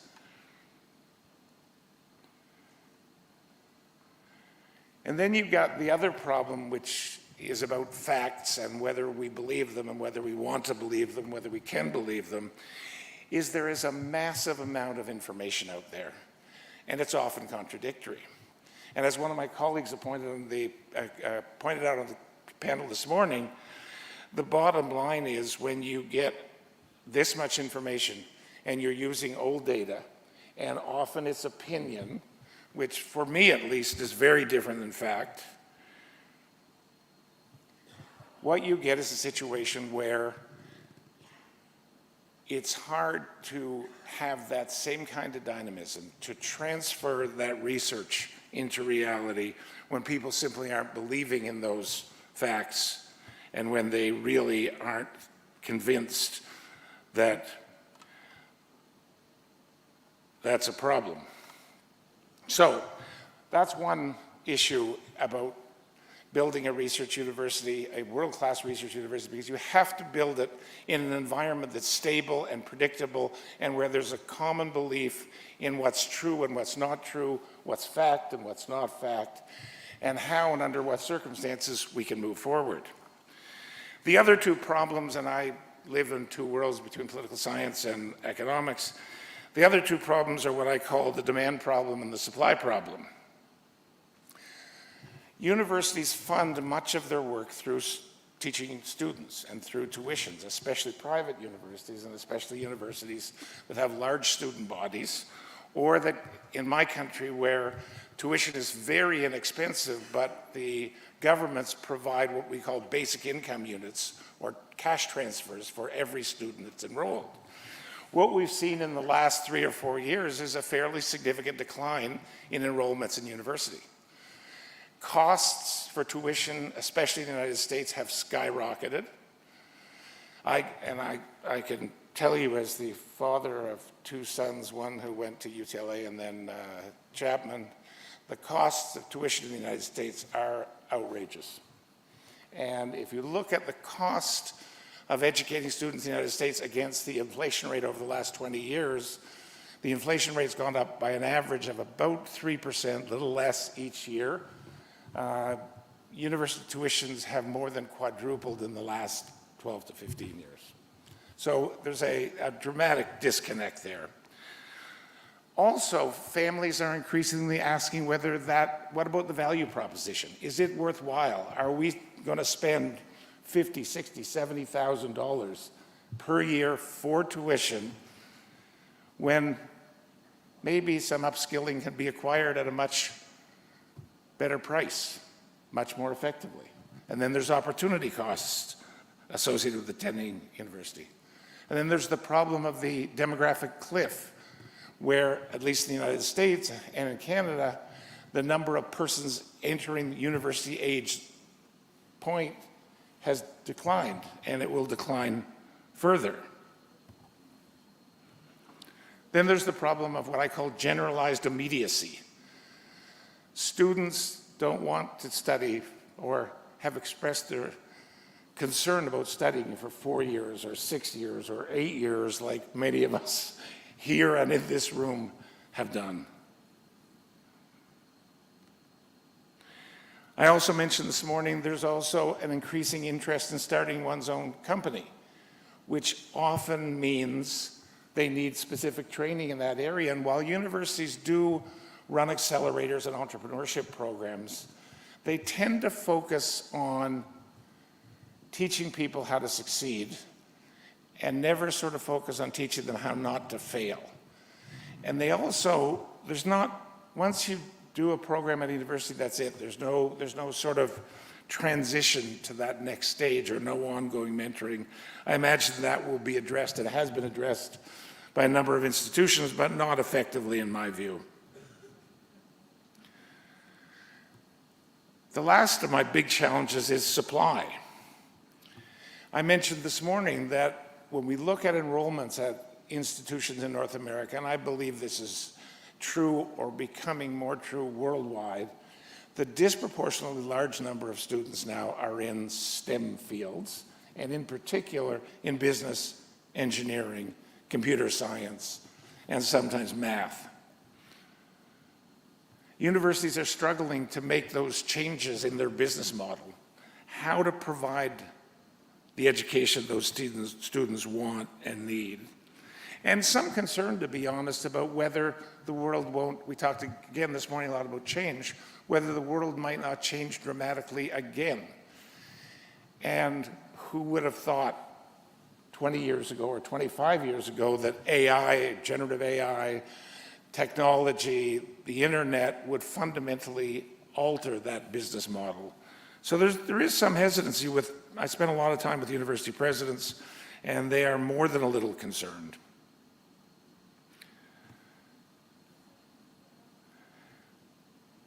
So what we see is a combination of factors which are making universities reluctant to put the kind of money, energy, time, and effective strategy in place to build these world-class institutions, world-class research institutions.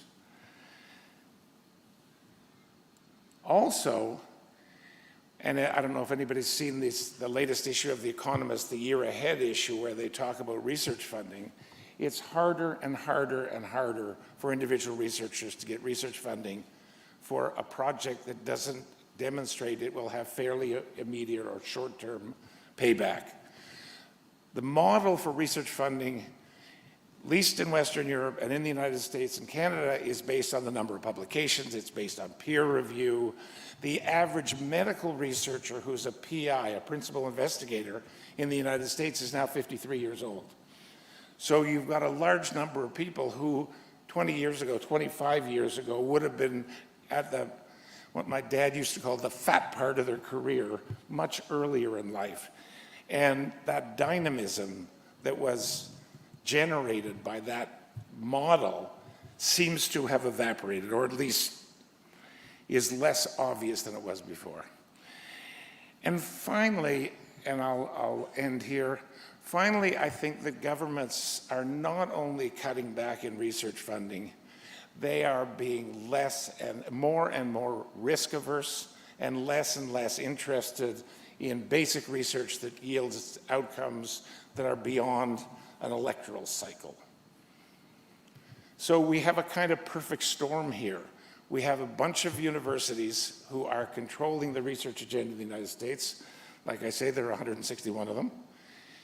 And a research funding environment that isn't really amenable to additional institutions entering the pack. So you've got a really difficult situation here. And then when you add to that the fact that the US government is not providing the kind of money it used to, or those institutions aren't in place, it's been 25 years since there's been a major change in federal government funding to institutions in the United States. On that cheery note, I think I'll sit down and pass it to my colleagues. Thank you. Thank you, Professor House. So we're going to turn now to Professor Mohammed Salim for his vision for world-class universities. Thank you. Thank you. Assalamu alaikum wa rahmatullah. I'm going to take my different perspective to this.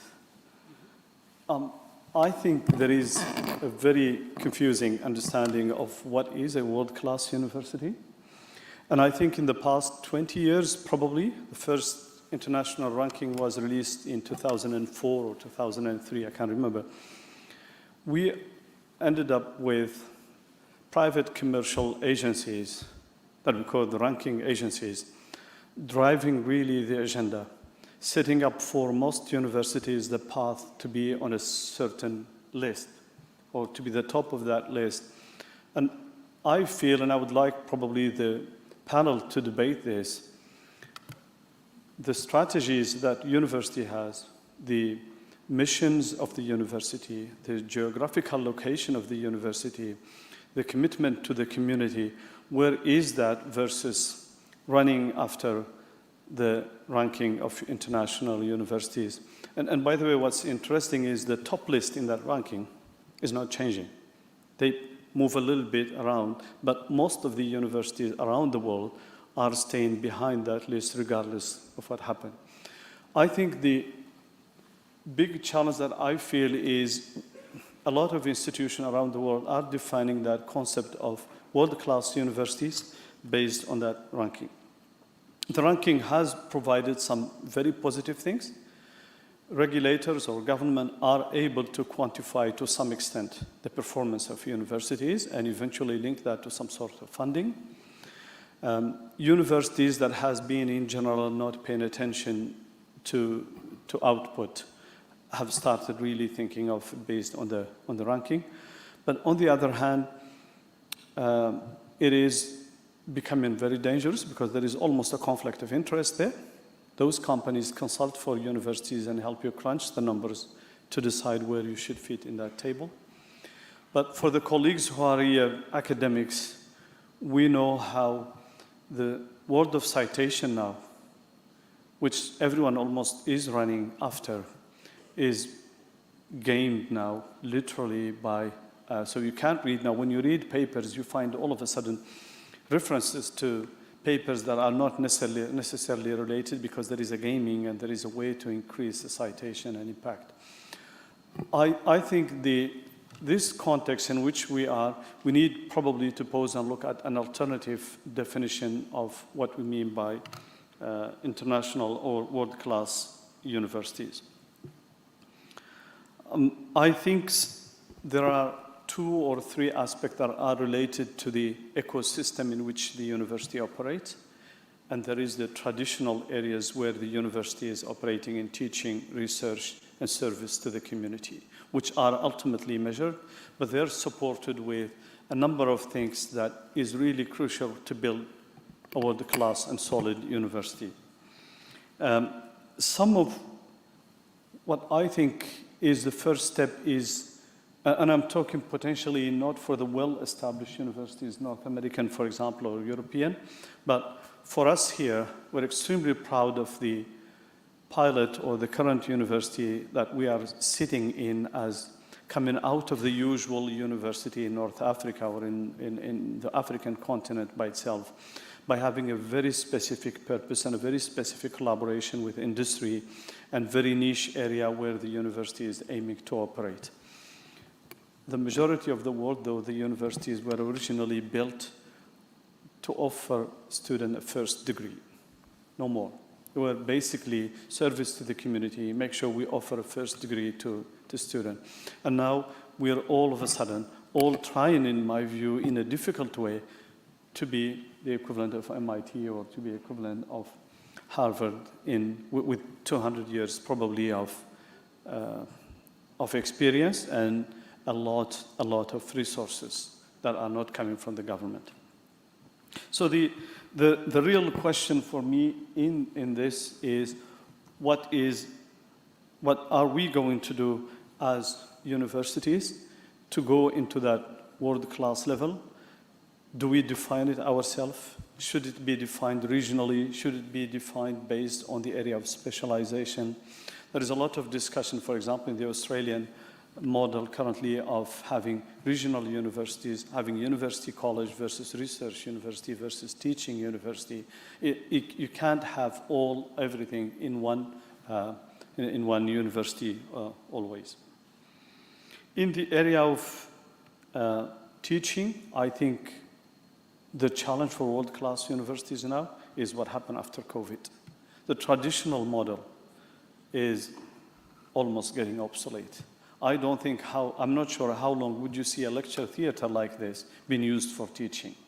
It is most likely going to disappear, and technology is going to replace that in all of the asynchronous lecturing, and we'll be more focused on workshop and more focused on labs and components.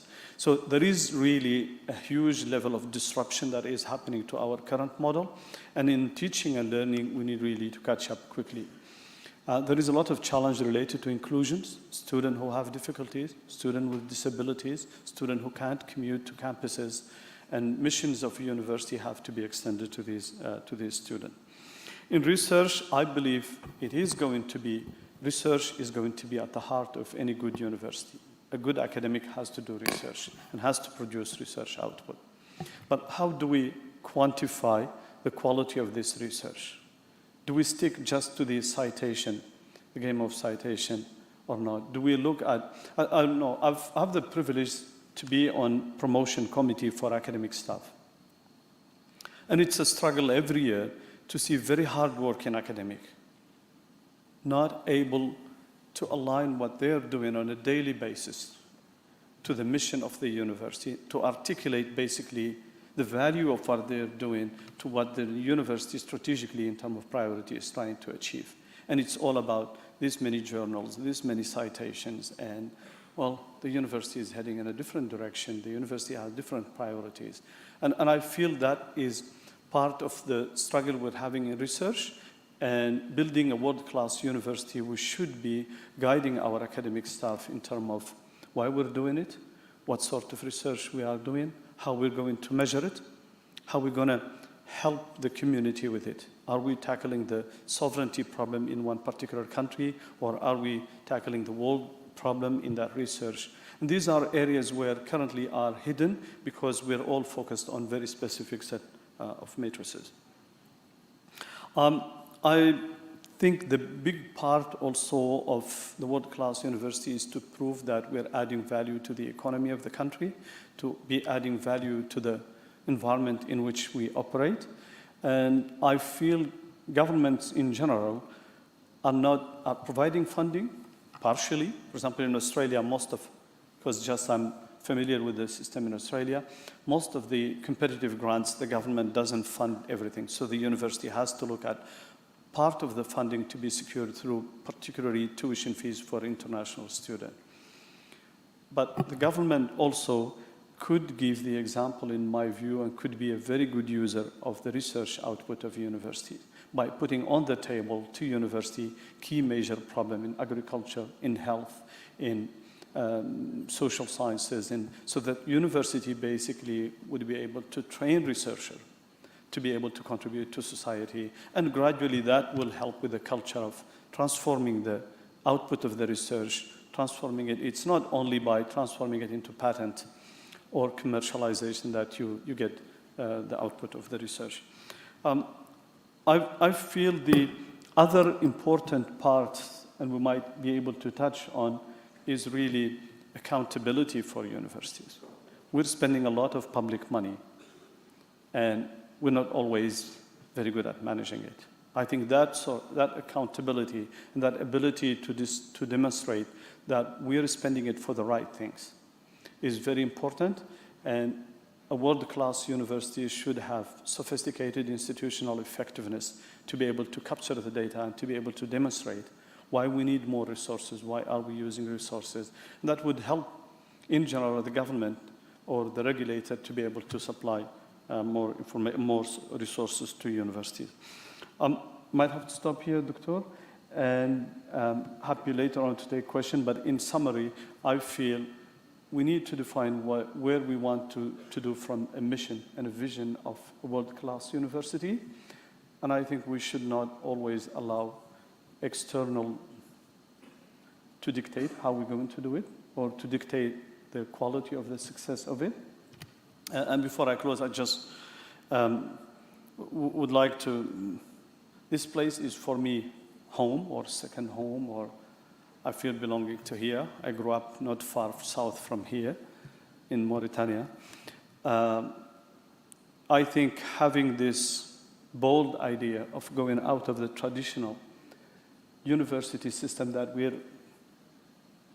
familiar with in North Africa, particularly, to more aggressive, focused, industry-related university is a great idea, and I wish the university the very best.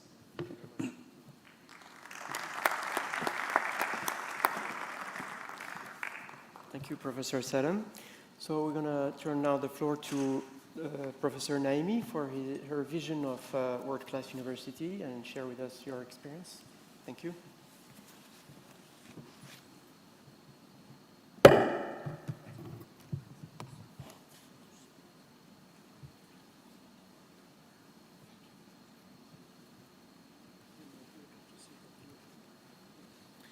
Yeah, thank you very much. I'm proud to be here among you today.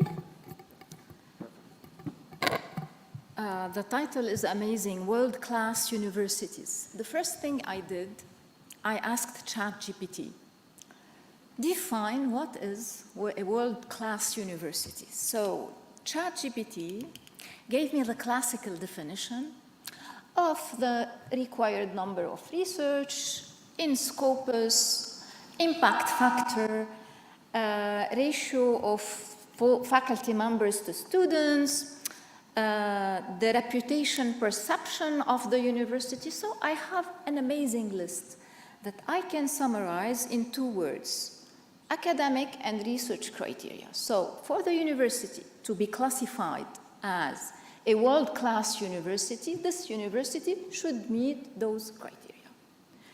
Now, I tried again to ask other engine in artificial intelligence just to tell me if there is any other dimension to be added on those criteria. Nothing. So the good news is that several dimensions could be really used to define excellence. So here I added the 3rd dimension of a university, which is services to the society. A university ranked number 1 without being responsible toward the society, in my opinion, is not a world-class university. And under services to society, I categorized 3 sub-dimensions. The first one is related to nonprofit social approach. And here I will talk about the community engagement, the volunteer work, and the cultural events. And I believe our presence today has to deal with community engagement. My friend Mustafa Shuban, he told me bluntly, I want to serve my community. I'm here to help. So definitely this should be measured and added somewhere. We have also the cultural events. So we're here, we are some way, somehow sharing plenty of rich information. For the second family, which is the entrepreneur focus, this definitely, it will generate income for the institution, and it encompasses the technology transfer, the consultancy, the patent registration, the continuing education, etc. And the third one is the innovative for development and societal advancement. And this is very important to me because innovation, if it's not for the development and societal advancement, it cannot lead to a world-class university. And here we can talk about creating ventures such as the startup incubators, the entrepreneurship programs, the funding initiatives. They are all categorized under these umbrella. We have also the joint ventures when we talk about collaborative research projects and the industry academia partnerships. So we are no longer in the basic research. We are now in the applied research, as my colleague just mentioned. And finally, we're talking about the joint product development. So we're moving to the applied research. So if we can move to the following slide, please. So I'm suggesting here the establishment of a new ranking approach that incorporates social, entrepreneurial, and innovative criteria. And believe me that if we take and if we quantify these 3 dimensions or sub-dimensions, different universities being identified as world-class universities will emerge. Okay, we will see other universities being ranked number 1 and number 2 and etc. And here, if I can move also to the following slide, please. I did a small exercise to you just to show you how subjective is the ranking of universities. So let me take the first 3. For instance, the QS World University Ranking, the criteria, academic reputation, employer reputation, faculty-student ratio, citations per faculty, etc.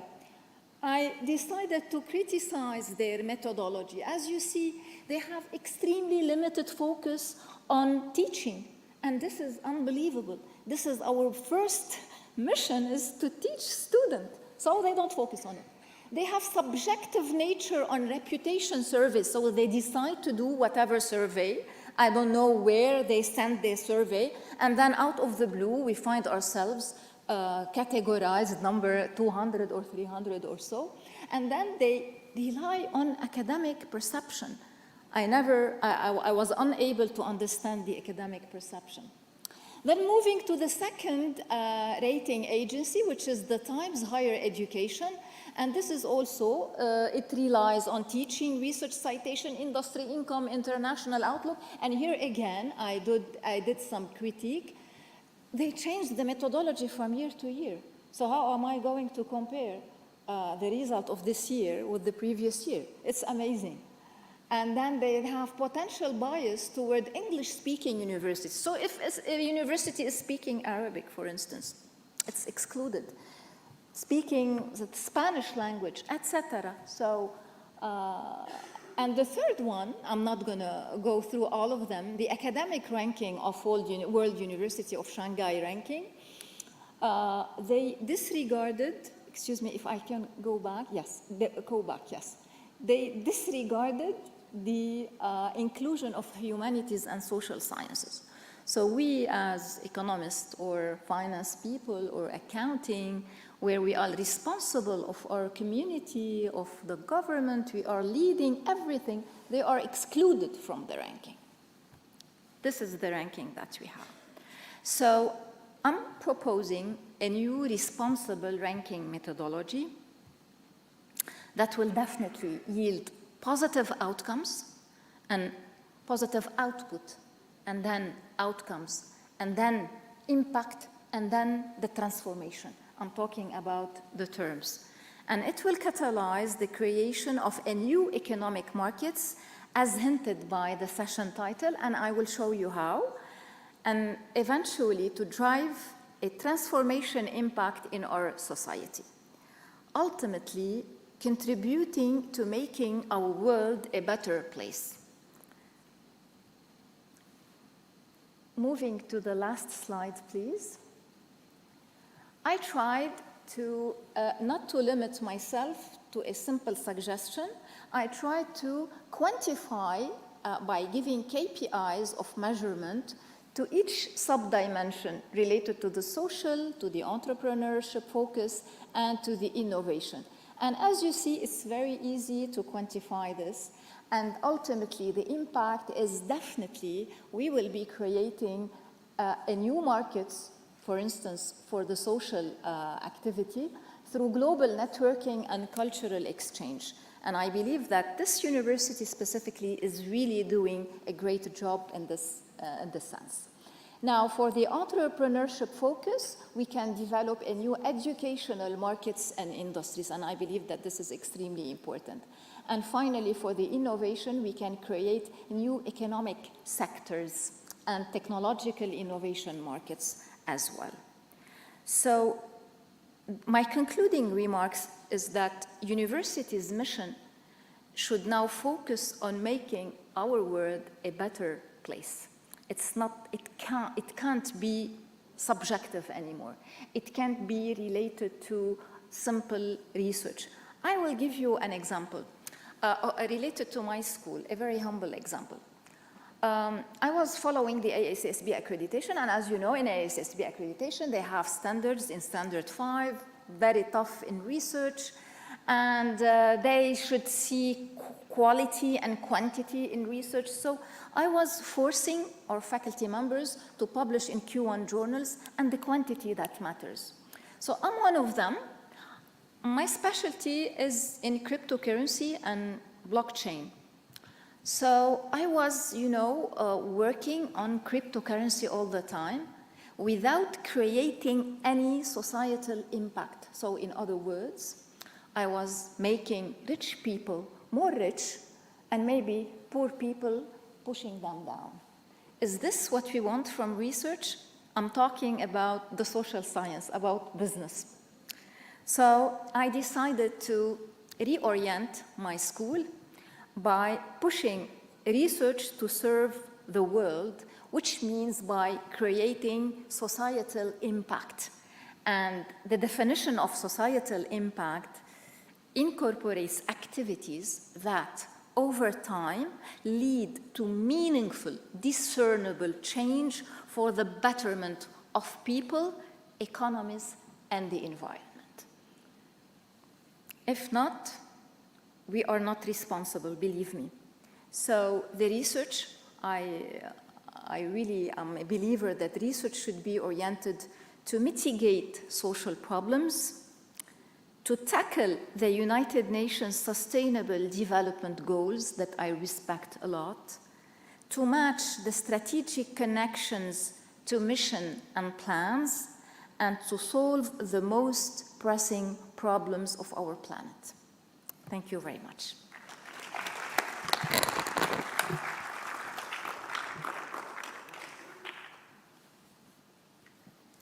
Thank you very much. So our last panelist is Professor Valero.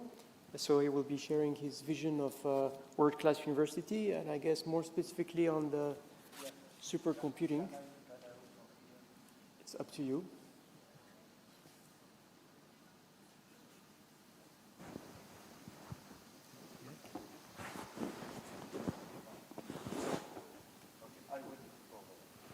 You can come here. Okay, thank you very much.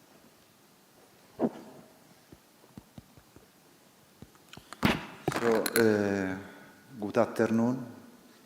Thank you for inviting me last time to be a member of this panel. So I was thinking in parallel what I should say and after what you say. So two things in parallel, but we are using multiple processors at the same time. We use parallelism for doing many things. So the answer to the question for me is very easy. You need to have the best professor and the best student. If you have the best professor and the best student, leave them to do whatever they like, and you will find the best outcome. For doing that, probably you need money, especially the family of the student going to the best universities. And if you look the ranking for the universities, are those universities having more money per student, per professor? There is not any secret in the life. So, for example, if my university will hire Professor Richard, my university will be probably in the top 50 because we have a Nobel Prize in our list of professors. Okay? So it's very easy. The answer to the question for me is very easy. So coming back, today I heard many things about the AI, ChatGPT, whatever, okay. So what do you think we should teach to produce the ChatGPT? What kind of material do you think we should teach? Did ChatGPT surprise us? To the society, yes. To the researchers, are there some new ingredients to produce the ChatGPT?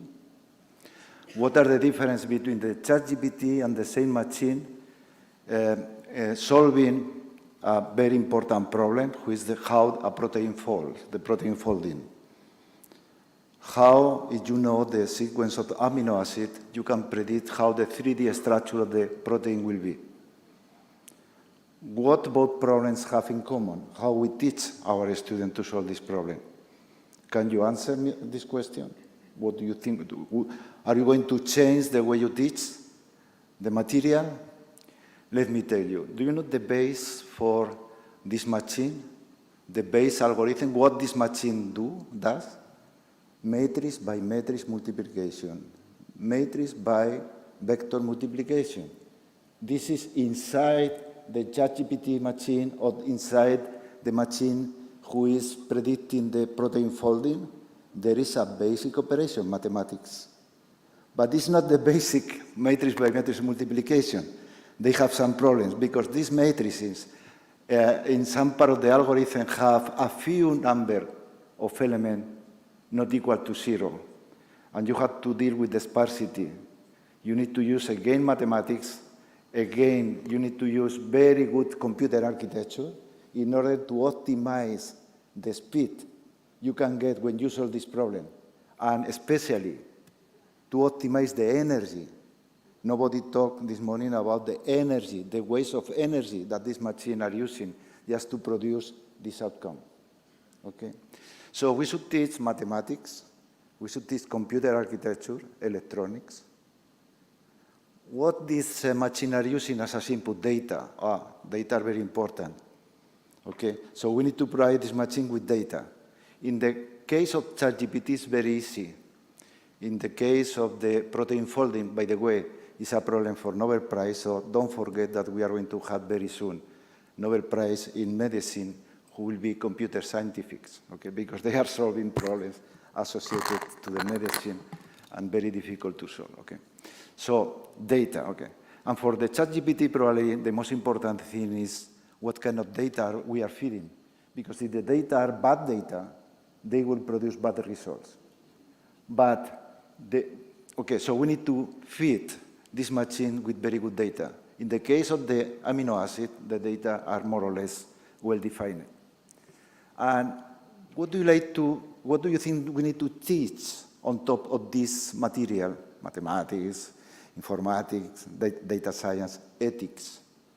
Ethics is one of the most important things that we need to teach to our students. If we inject bad data to this machine, the results are very good. And also ethics on the algorithms, bias. But especially ethics, because you don't know that we are governed by machines that we don't know how they learn. Nobody knows how a neural network learns. Do we like to have this machine controlling the cars, autonomous cars? Nobody knows how this machine works, nobody. And we are trying to see how they start recognizing things, learning things. I think the good universities start when you are very young. You need to be a good student. And in order to be a good student, you need to have a very good infancy, with the family mainly, and with the first teacher you have. This was my case. I learned mathematics because the barber of my little town said, Mateo, why you don't come here and I will try to teach. I was 5 years old, 6 years old. Okay? And I learned that you need to be very strong. Life is not easy.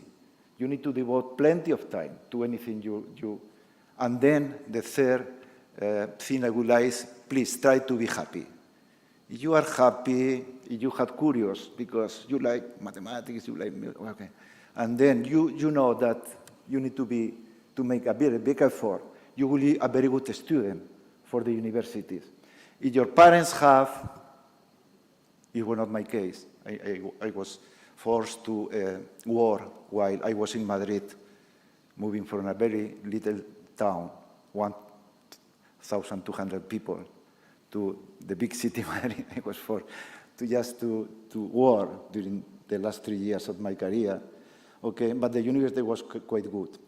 And let me tell you one thing. I finished very, very early. I am a telecommunication engineer. I was 21 years. I moved to Barcelona because the second telecommunication school I was 74. And then let me tell you, I never used any of the courses I was following in the telecommunication school. Digital signal processing, antennas, microwaves, no one of them. I realized when I moved to the Barcelona that I like to be computer architects. I like to build the fastest computer in the world. So what I did, just read books without professor. And many people does do. You had very good base, it is easy. Okay? You can change. You need to be flexible to change because life is changing. Okay? So this is very, very important. Okay? I was professor. I have been during 49. I am very old, emeritus, 49 years teaching. Okay? I had many young people. I tried to let them free, and then to advise a little, because if you have very good students, they don't need almost anything. Okay? Any university is good for them. They can even study at home. I am just putting topics for the discussion later. Okay? So I am finishing. What I realized at the end, especially after creating the Barcelona Supercomputing Center, in fact, I created the first center in '85. I have been 40 years with parallel computer, the fastest computer in the world, that the problems we need to solve, I mean, as I said this morning, we need to prepare the people to help the society. Okay? This is very important, very important. And for that, we need resources. Okay, we need resources. Spain has had 2 Nobel Prizes in medicine, one of them who did all the career in the state, but the other one, I was very close to him, Santiago Ramón y Cajal, was the guy who first established the way the neurons. And why he did that? After he was in the war of Cuba, when Cuba was independent, because he had access to the best instrument, to the best microscope. Okay, so we need very good instruments. And I think that in order to solve the problem, we had climate change, all the problem with the energy, as I said this morning, the big challenge is the digital twin on the human body. We need interdisciplinary research. And we need multicultural people doing that. This is the case for the Barcelona Supercomputing Center. I think, related to the universities, that we need to create strong people at the universities, but the place where they are going to really recognize, to use this knowledge is when they go to the real life to solve the real problems. And let me tell you that we need to change the way we advise a student at the PhD. We should stop with the student having just one advisor. We need to free the student to contact any number of professors, different topics, in order to complement the way this person will be educated to do service to the society. So thank you very much.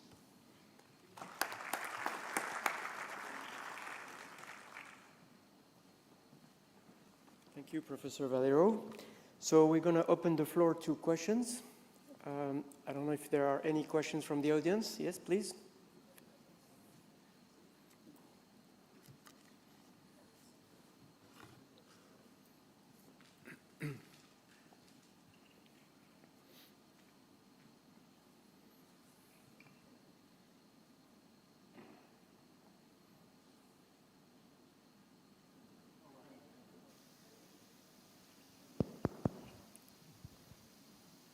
Thank you very much to share with us your ideas.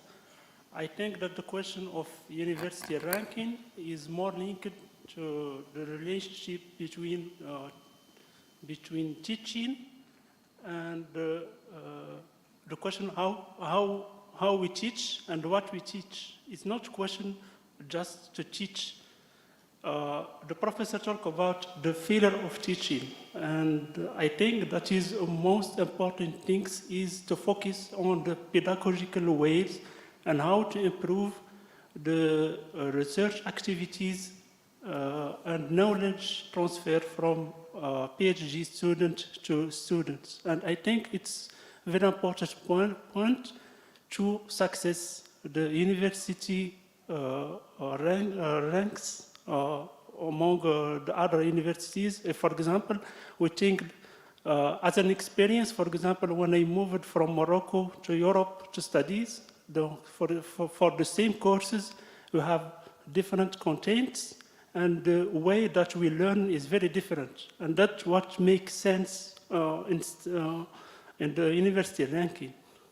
Donc, I want to learn more from the professor and from you, because you focus more on teaching and he focused on the failure to teach. Thank you very much.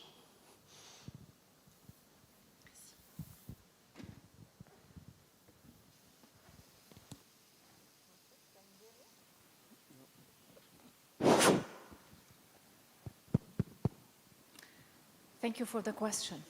Now, the main issue is to see how a good professor can become a good professor. Usually when you do research, you can give more.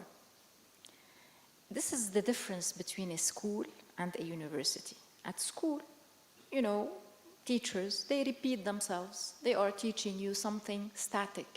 You need to know Arab, for instance. So the Arab will not change all the way through. They need to teach you math, equation with one unknown variable. It will be the same forever.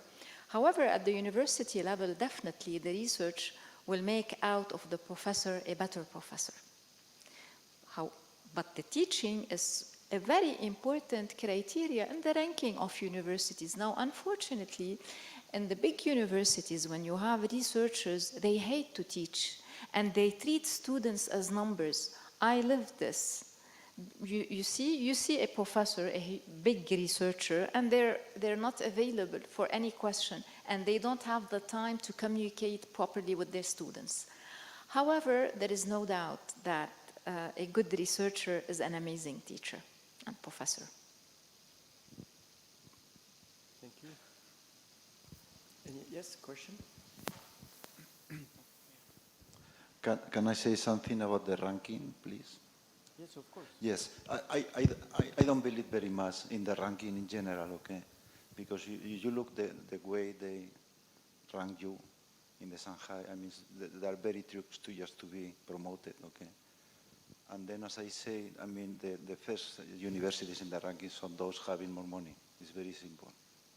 Okay, if you look how much money you spend per student for this university, and you put the same happen in our in the supercomputer. We have many rankings.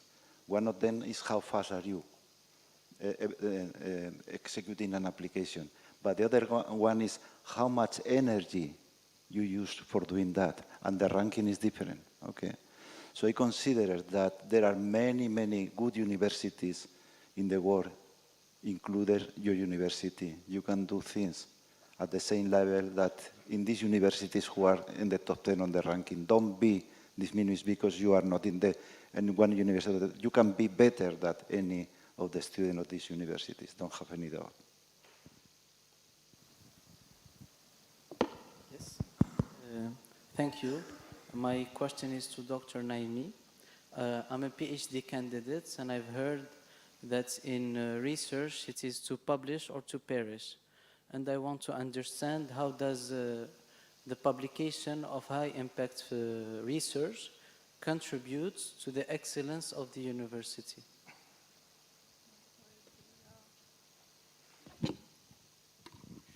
Yes, definitely. Research is something extremely important, and in accreditation, this is fundamental.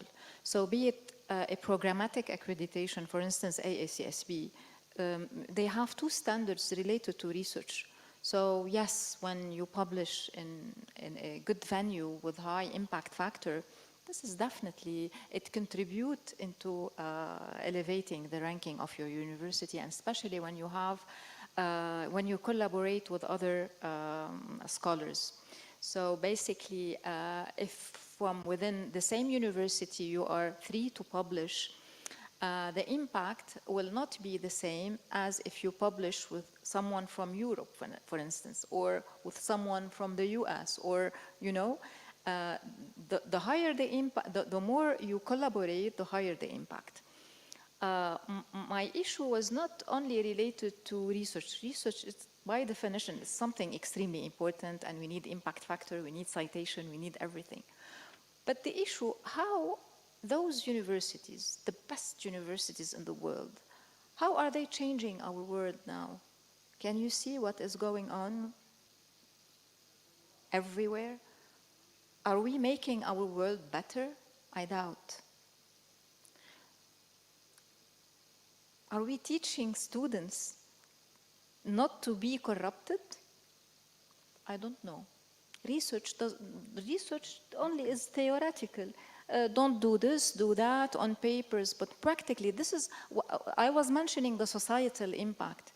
We need to transform our society. The university should not only seek to be highly ranked. There is a third dimension that should be really tackled by those universities.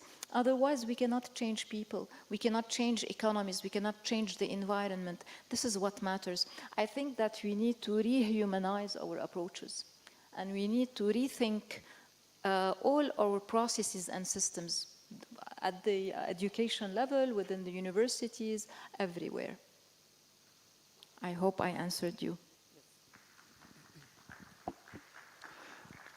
Thank you. Can I say something about that? I don't believe neither in the age index, okay? Even I have 71, it's very high in computer science, okay? Just a question. Now, fortunately, somebody produced the vaccine against the COVID, okay? How many publications are driving this vaccine? The same, we are talking about the ChatGPT. How many publications are driving this ChatGPT? Okay, I am not saying that people don't publish, but just using the publication as a way to be professor or whatever, there are many tricks to increase the age index, okay? This is a factor, an indicator, but for me it's not the most important. It's how much your publication, the Brownian movement just published 10 pages and he was a lot, okay? So, again. And let me add something. The researchers, they are becoming robots.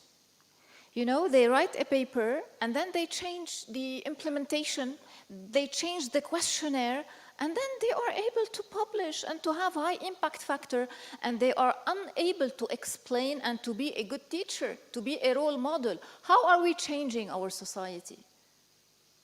Now, when we change the ranking of the universities and when we introduce a third dimension related to impacting our society, then we push the university not only to consider research is important, definitely, academics, scholarships, but there is the third dimension. I'm not seeing that our world is better, frankly. So let's rethink about research and let's not be robots. Robots seeking the impact factor and the site. And it's a business. I know that it's a business. Yeah. Although I seek good publication in good venues, and I had the honor to publish with Sir Richard Roberts, but the purpose of our joint publication was to reduce poverty in Lebanon. This is the societal impact on which we are working, and I wish to collaborate with other Arab countries as well to make this world a better place. And it was published in a Q1 journal with high impact factor. Next question there, please. Hello. Oh, that's loud. Hello, everyone. My name is Reese Hollister. I'm a Fulbright student researcher to Morocco from the US, and I'm a historian. And my question is about the humanization of education at universities. That was just brought up. And this is a very STEM-heavy conference, as we know. Like, STEM's really, it's important. But I know that the humanities is something that's really in crisis, especially even at world-class universities. The university I went to, Manhattan College, is currently firing tenured liberal arts professors. And I'm also a teacher helping students from Morocco go do education in the United States. And many of them are not interested in the arts or humanities, rather they're involved in the sciences. And my question is, especially being at a polytechnic university right now, where is the place of the humanities in building a world-class university and research in general when there aren't as many resources for the humanities and liberal arts? And that is my question. Thank you. You are contributing. Excuse me. There you go.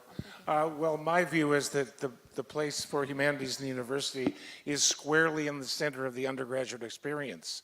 The difficulty is those things that I identified before. Families worried that the cost of universities have risen dramatically. They can't see the relationship between, and they're wrong, but they can't see the relationship between an undergraduate degree in the humanities and a job and a future and the ability to pay back that money that was invested in the university education. I'm a big believer in something I like to call STEAM: science, technology, arts, engineering, and math. The bottom line is here, there are a lot of issues that we haven't discussed here, many of them ethical, that require people who have an understanding of history, require people to have an understanding of how and under what circumstances history affects the decisions we make now. And I think we're losing that, but we're losing that because of, I think, all those things I mentioned.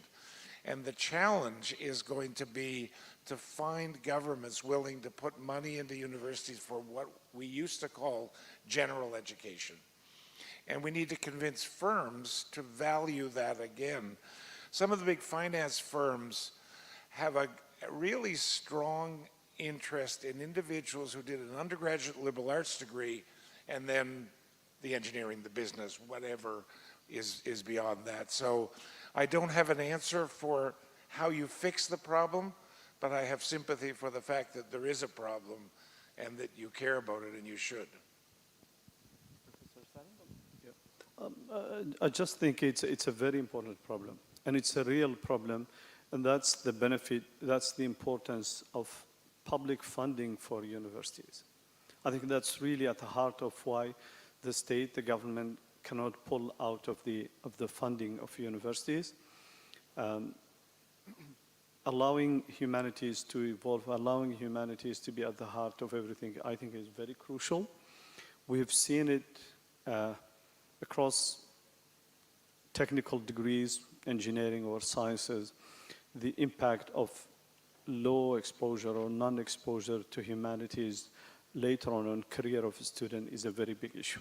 So I think a part of this world-class university is to go back to that, the dimension of having the humanities as a forefront of education, but also to the world is leaning towards multidisciplinary degrees where really those skills that you gain by doing liberal art or humanities complement strongly or make it actually very interesting, the other skills. So I think it's really crucial and a big problem that universities are facing. The other difficult part of it is employment after graduation. So a lot of graduates from humanities tend to spend more time looking for a job than others, and I think that's not helping in the equation. Thank you. Professor Naimi, you wanted to add something? No? Okay. Next question, please. Bonjour, Dr Belkhder Hanan.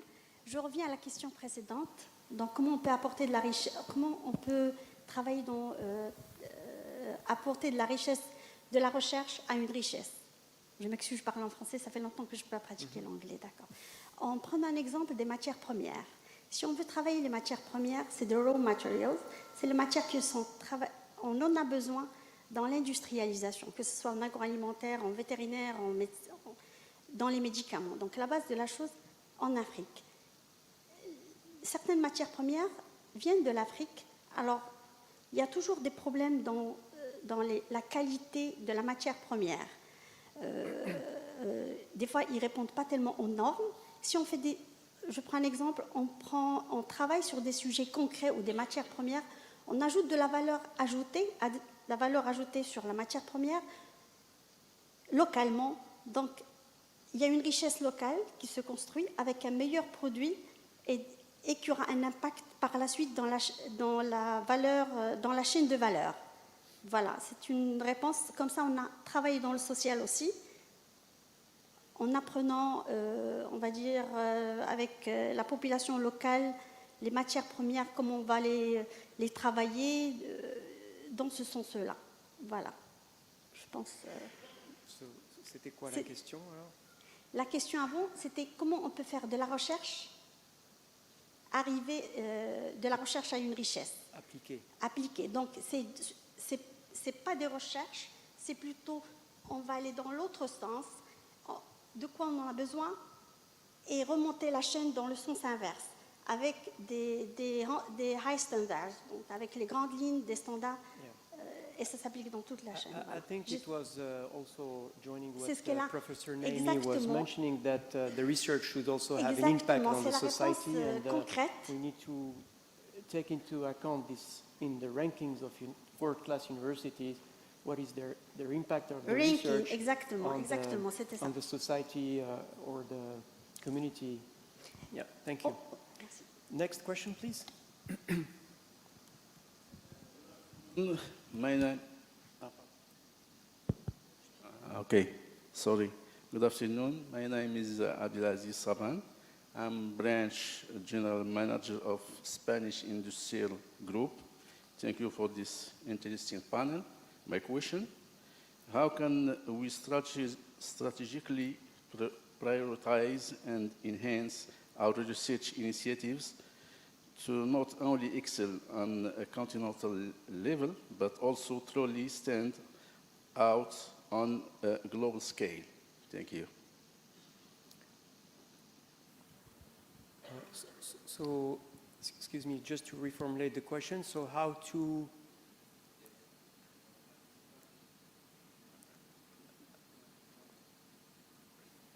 formulate? Sorry, yeah.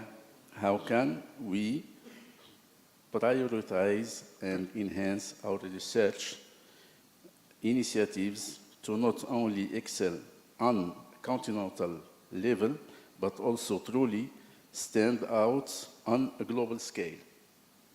Okay, thank you. There are many projects who are taken by many countries.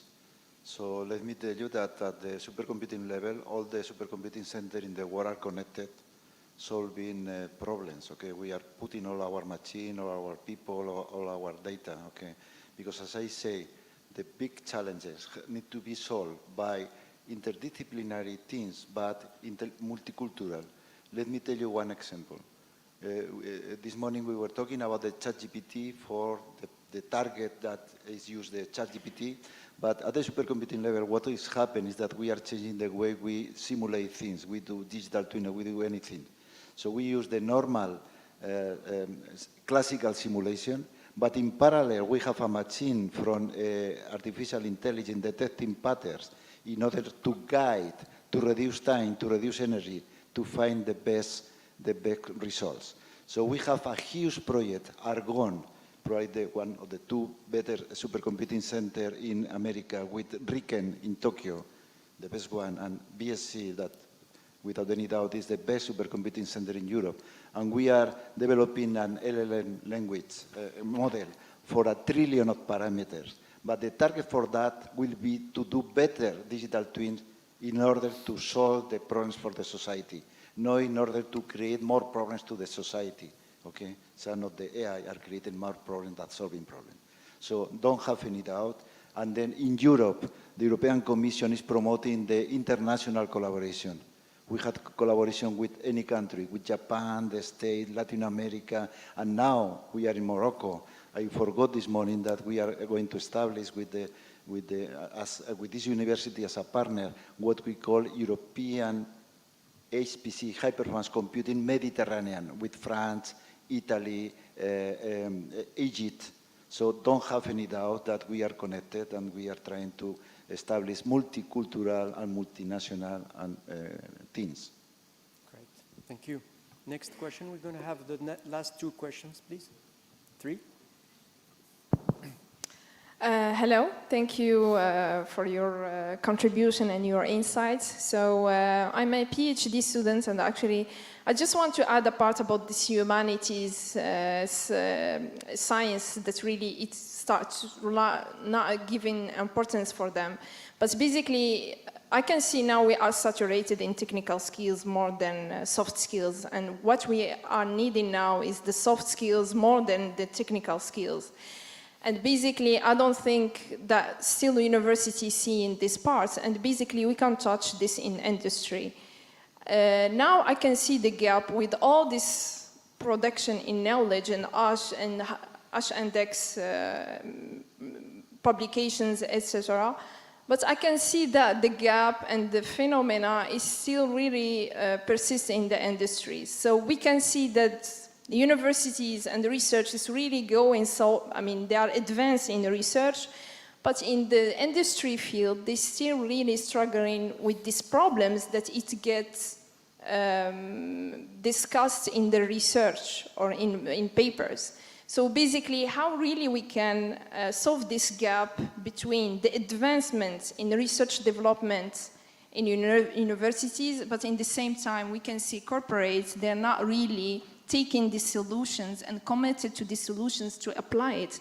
Maybe they are not really the real solutions that they need, that they are in papers, and they are solving their problems in their way. And here we are again ignoring other phenomena that this can be more interesting in the research, and not saying that some researchers that we tell you, well, this subject is get saturated, but the problem is still persisting in the industry. Thank you.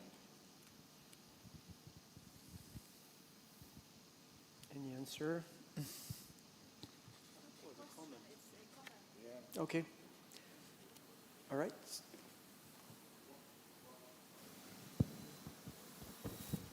Yeah, thank you. Thank you very much for being here. You're honoring us and all the participants of this event. My question is for Dr. House. And I will try to formulate my question in a provocative way so I can make my idea clear. When you announced the topic of the presentation, I was very happy to take notes of what should we do in Morocco, in Africa, to build great universities. And then you kind of painted a virtuous cycle of universities in America. So you have public funding that supports basic research that is the biggest single contributor to growth of and income of the country. So the country gets rich, supports the universities for basic research, that supports the growth, etc. So are we doomed in Africa for not having very rich governments or for not having the funding managed in a good way? So this is my question. My point of view, since it's not a discussion, I will present my point of view, which kind of also not very in line with what you said. When you talked about applied research, you you presented it in a way that seems like it's a decline from the basic research, which is the noble thing, and applied research is something that is like the industrialization of research. For me, it's an alternative model. The applied research is how we could save emerging countries so that they can have competing universities with applied research, with funding coming from companies, companies in this country, so that they will help these universities that can support basic research for lack of funding, but can really well support. And I think this university is the best example of this. And thank you. Thank you. Certainly. So I don't disagree with you at all. I was asked specifically to address and bring to bear on the question the experience of the United States and Canada. The reality is there has to be some model, and it will be differentiated by environments, by national preferences, by priorities, by societal needs, and by the funding and economic structure that you're operating in. So there's no question that applied research has real value. The question is building a world-class research institution is different than building a world-class university. Very different. Applied research, there's a good argument to be made that one of the questions we haven't asked is why are we expecting all institutions to have the same set of goals, the same set of priorities, the same preference for the liberal arts as opposed to applied research as opposed to basic research. Individual institutions, and honestly, if you look at a number of different countries, there's a good differentiation of institutions within those countries. And even in North America, and especially in the US, you have women's colleges, you have liberal arts colleges, you have comprehensive universities, you have technical universities, and then you have big research universities, both public and private. Each of them play an important role. The university that everybody in North America always talks about is that one in Boston. They have two parts to that place. One is called Boston College, and Harvard College, and Harvard College educates undergraduates. Harvard University educates graduate students and professional fields. So absolutely, I think the mistake we've made here is not asking the question, how can this environment, this university, this space succeed? And really, is the question, are you going to be in the top 20 in the world in 20 years? Is that the goal? Or is the goal to do important, meaningful work, affect society, help people, grow capacity, make young men and women more productive, more effective, happier, better citizens? So I was happy to answer the question I was asked, but the answer I'd like to give is that universities have a huge role to protect democracy, to encourage curiosity, to focus on issues that relate to societal good. And to do that, you need some money. And to innovate and to be part of that society, you need that applied research. But in the bigger picture, you need some of this basic research. So again, the idea is, how do we divide that up? Who does what? Maybe we should be looking at a model like some of the American states use, where they have systems, and the system has institutions that do different things. I was at Berkeley, for instance, and it was very clear that we were very focused on political science and law and some of the basic sciences. The guys down the road at Davis were very focused on agriculture and applied research in that area. So maybe that's the answer. I don't know, but I appreciate your question, and thank you. I think we're going to have the last question. Hello, everyone. Thank you very much to Professor Bouebid, the moderator, and the speakers for their bright ideas. I have a small comment and maybe two questions for Professor Salim Zian. My general comment really is just to pay attention to the vision of excellence in research, and that it does not become a problem it does not transform into elitism. We know that research by tradition is very elitist. Scientists are very elitist community. It's not easy to be part of it, and it tells something about whose voice in this world is able to speak the truth and to explore the facts. So just a quick comment and two questions that I wanted to ask. The first one is related to the transformations of science since the Cold War, from little science to big science, as we know that today it takes more and more money and budget to be ordered to reach the forefront of the pioneer technologies and research around the world, especially in few disciplines. In physics, maybe you need a nuclear reactor, you need a particle accelerator. In computing science, you will need a supercomputer. And so these, not every country has the means to achieve these tools and these instruments. And there is, let's call it, a neo-colonial kind of division of labor in the scientific community. So as a Moroccan scientist, I will have a few subjects that I'm going to go into because I don't have the means or tools to be able to study some more advanced subjects. So my question about this big science we're in right now is for Morocco, for example, or countries from the south, how do we operate in this context? How do we strive to have a place in this world, knowing that some came here well before us?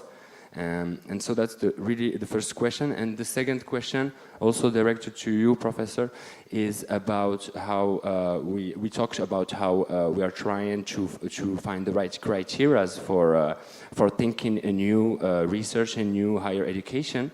And we also talked about the problem with a lot of quantitative criteria.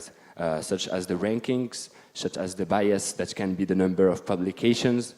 What if I publish a lot of publications, but what about the content of the publications? Are we looking at the content of what is actually said in the publications, or are we relying on the peer reviewing that we know can be also very biased? So my second question is this: how can we move into some more qualitative criteria for thinking the future of research? Thank you. Thank you. So maybe the first question about how to have access to expensive equipment for conducting research in emerging countries. Well, I don't. Well, it's a very interesting question because I think we probably cannot. I don't think it's fair to ask a young university like the one we're sitting in now to be in the next 5 years.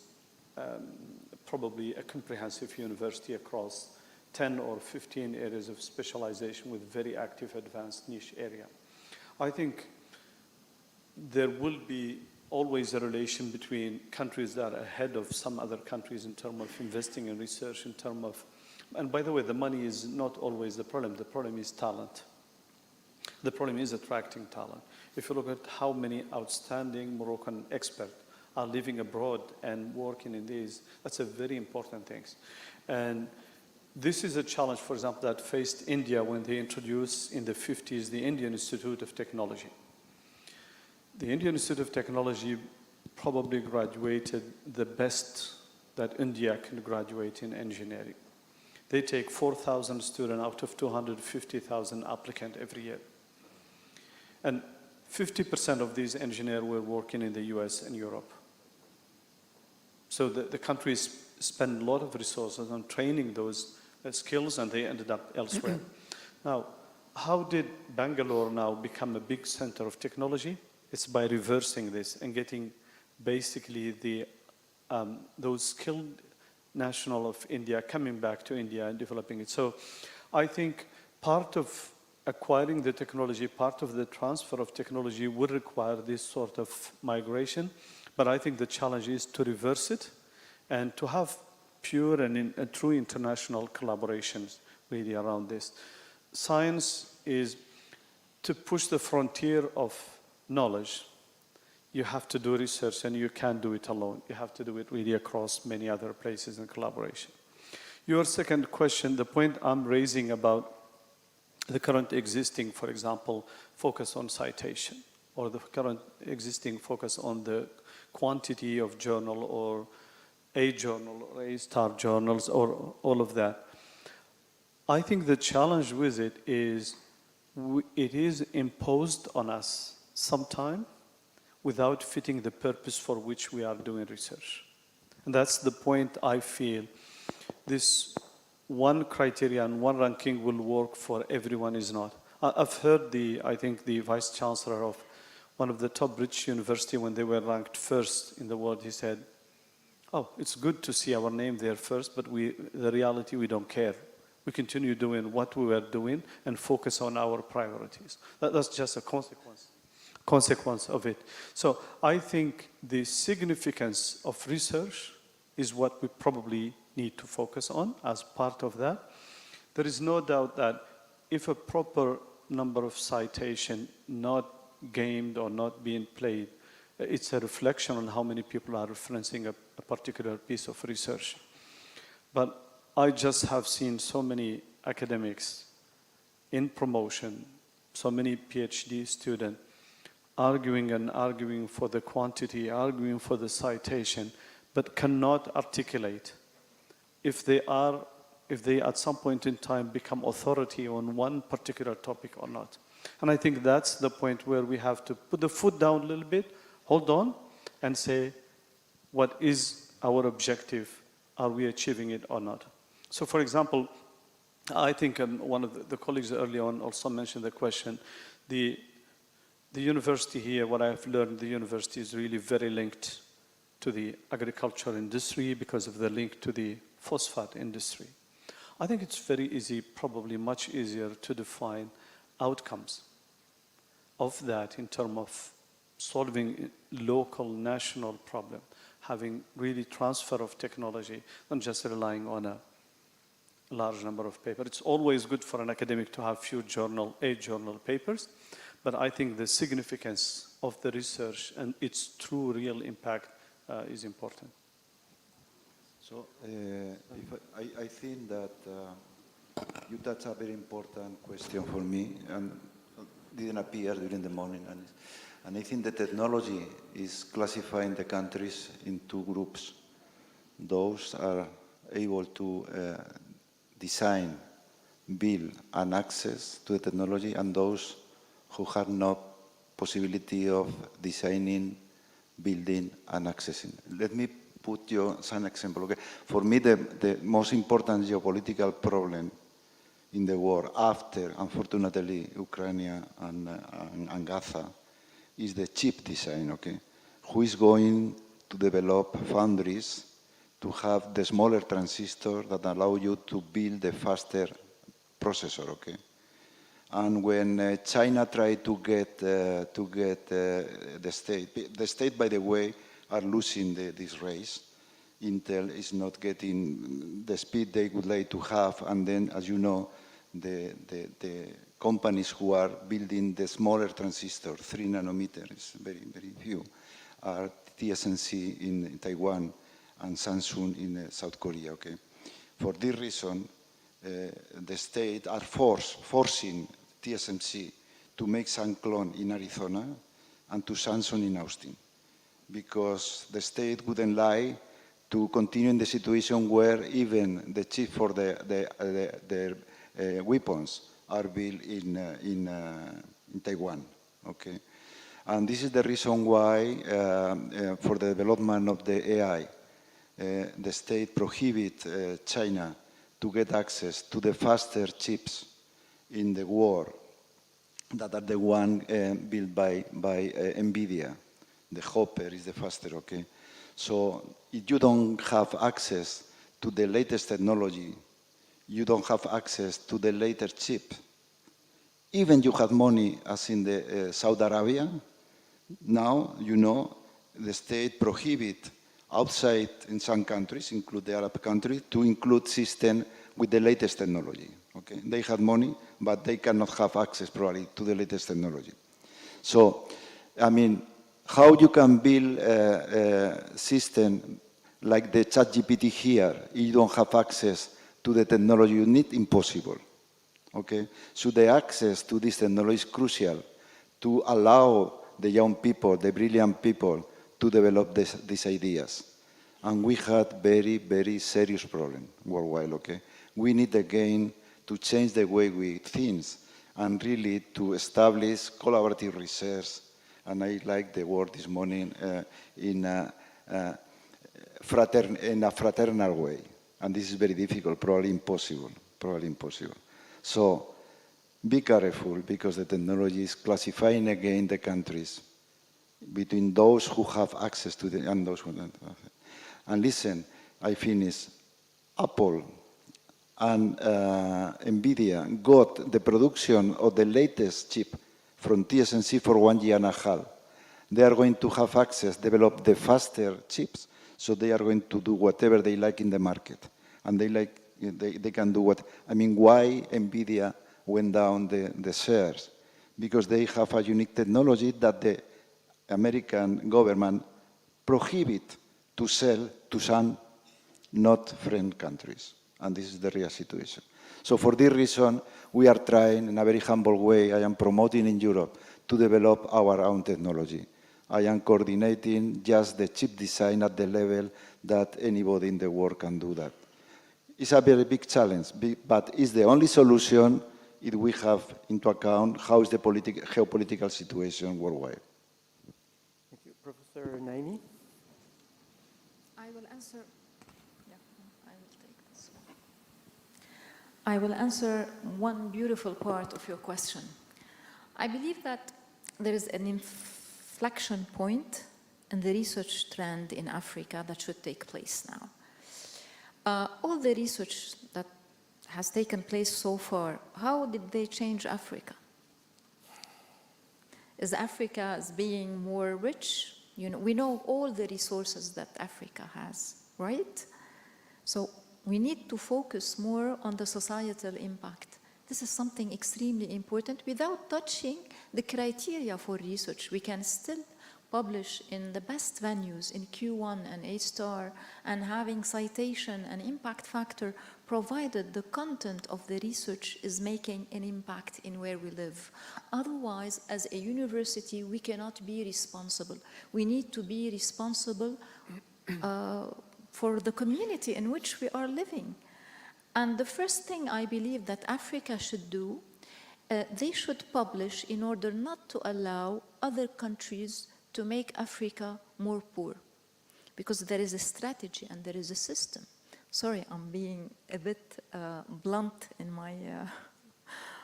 my statement.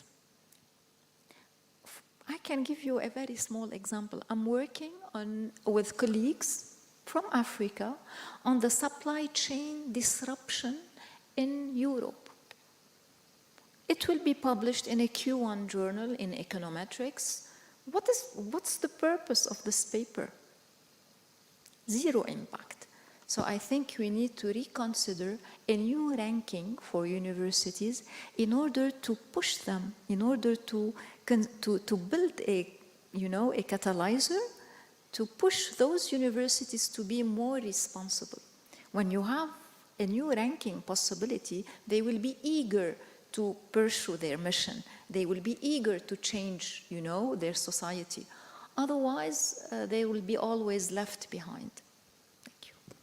All right, so thank you very much. I would like to thank again our panelists, Professor Valero, Professor Naimi, Professor Salam, and Professor House for their great insight. Thank you. So that concludes session number 3, and I'll see you tomorrow, hopefully. Thank you.